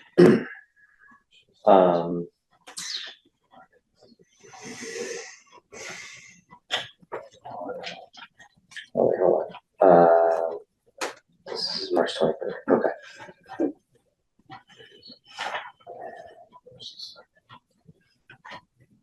No planning board meeting that week, so the 31st as well. I could do the 31st. Actually, I'm not sure what I'm going on the 30th or the 31st, that's the problem. When are you gonna know? I'm sorry, I don't mean to put, I'm not trying to press you, I apologize. Yeah. But when are you gonna know? Hopefully tonight. Well, I don't know. Can we sway the decision? Yeah. Oh, gosh. You flying out or flying in? Flying out. I mean, I could say, let's do it on the 30th, but I don't know, maybe it's dicey, but if you wanna do it, you can try. Does the time of day make a difference? Yeah, we can do it early, and we can do it in the morning. I don't think you want to do that. How about, is it possible to do it this week, like the 25th on Wednesday? There's not enough time, it'll be Yeah, 40 no, hours. I'll detail this, yeah. All right, let's take a chance. I mean, if you really feel it's important, let's do the 30th. The Friday. 27th? Yeah. Kill me, man. I can't do the 27th. You people at work. With the hearing closed, we don't have to continue to a date certain, so we could wait for Lenny to get back to us on When are you getting back? if you are getting back the 30th or the 31st. No, he's flying out. Flying out. But he could report back. I could let you whether know. he's- Yeah, okay. When are you getting back? Come back on the 17th, I think it is. The 16th. Oh, that's. But I can do that's Zoom. I can do Zoom, so I'm not. That's a problem with the 6th. No, I'll do But Zoom. you could do a Zoom. Zoom? Yeah, that's not a problem. Make sure the connection's good. Oh, so then if you're flying out, say if you're flying out on the 30th, could you Zoom on the 31st? Yeah, Okay, so that is just largely waiting for him to get back which date. yeah. If I'm there on the 31st, I can Zoom. Sure, he has a planning board meeting. No, there's no planning board. Oh, no planning board. Okay. So the 31st? Do the 30th tentatively, is that all right? What? I don't know what we're saying, 30th or 31st. 30th. Or the first, Definitely. the second. I think the 30th or the 31st are the best bets. Yeah. Okay. Can we, all right, do you want to tentatively go for the 30th? Yeah. Okay. Or he can call up Mike and tell him. Michael. Well, yeah, no. And Yeah, then say the 30th, and if it's a problem, I'll call Michael and I'll just say, can we change it to the 31st? Because I should be able to do one or the other. Yeah, just let him know. Yeah. ASAP. Sorry, I'm not trying to be rude. I understand. No, his I travel understand. plans. No, I definitely. And 7 PM again?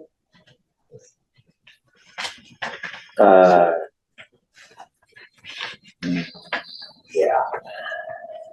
So if you want to tentatively say the 30th, that's okay. Sure. So 30th.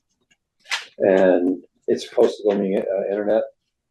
So everybody here can get on the ZBA's webpage and find out what the actual time is, if it's not the 30th, but 31st. Yes. I'll update the website accordingly, and then an agenda will be posted by Thursday of this week. Okay? Lovely, okay. Sorry for that. No, it's fine. These days now with airlines.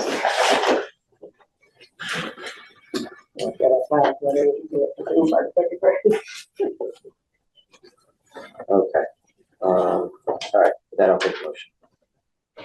Oh, wait a sec.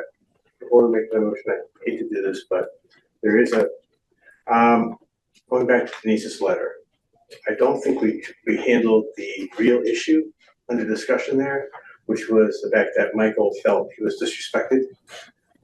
So I think we need to have a conversation about that.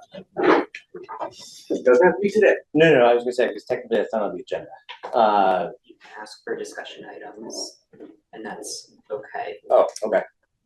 Okay, well, let me just make sure. Do we have anything else to talk about 41 Birch Road? We good, the 30th? So I just wanna make sure we, we close up the chapter. We good? Okay, so tentatively 7 o'clock, Monday, March 30th. And Lenny will let Michael know. If no one hears anything, then it's the 30th at 7. All right. Any discussion items? Yeah, that's it. Okay. So, basically, if you read the memo, it really was about, Michael's, feelings that he was not respected during the meeting. And so I think as a group, we need to discuss that, to find out the reasons and take whatever action we feel is necessary in order to make sure it doesn't happen again. And again, this is not the meeting to have that conversation, obviously. As a matter of fact, the question I have is, should that be done in executive session? Because it involves an employee. No, that's, That's not nature of the meeting. That would be a select board thing, it wouldn't be. Yeah, if it was like, yeah, I'm sorry, I'm cutting you off. It would be a select board item in executive session if someone were to bring it to them regarding my behavior or a board member's behavior. If the board wants to discuss something about staff, they're able to do that in a open meeting. And I don't think it's allowed in an executive session because I don't believe it follows that law. Yeah, no, I think you're right. So, no, but it was good. No, it's a fair point. Yeah. So, no, I mean, I'm happy to discuss it now for a few minutes. I mean, for what it's worth, and to be perfectly honest, I can't remember exactly what I said in my emails back, the 2 emails I sent back at that time, but I think, We can't discuss it. Oh. But we can Oh, I'm ask for sorry. items to be on the next agenda. Oh, I'm sorry. Yes, okay, so, And that was always asking us to put it on that next agenda. that's fine. If I can make a small suggestion, and I'm not trying to put this off, is it possible for us to put it on the agenda for the April 6th meeting rather than the next meeting? Is that okay? Yeah. Okay. That's fine with me, I mean. Yeah. The only reason is because like that March 30th, we're gonna have a lot to talk about too, and I don't want to lose sight of it, and April 6th doesn't have anything on it. My hope is that April 6th for 41 Birch Road will be the conclusion. You never know, and then we can take some time to talk about it. Okay, no, absolutely. So if we can add that to the April 6th, that'd be great. Excellent, thank you. And thank you, Andy, for bringing that up. All right, I think that's all we've got for tonight. With that, I will take a motion. Make a motion, we adjourn the meeting at 10:09. This one I will second. We have a motion, we have a second, any discussion, hearing none, all in favor? Aye. Aye. Meeting adjourned. Is it though?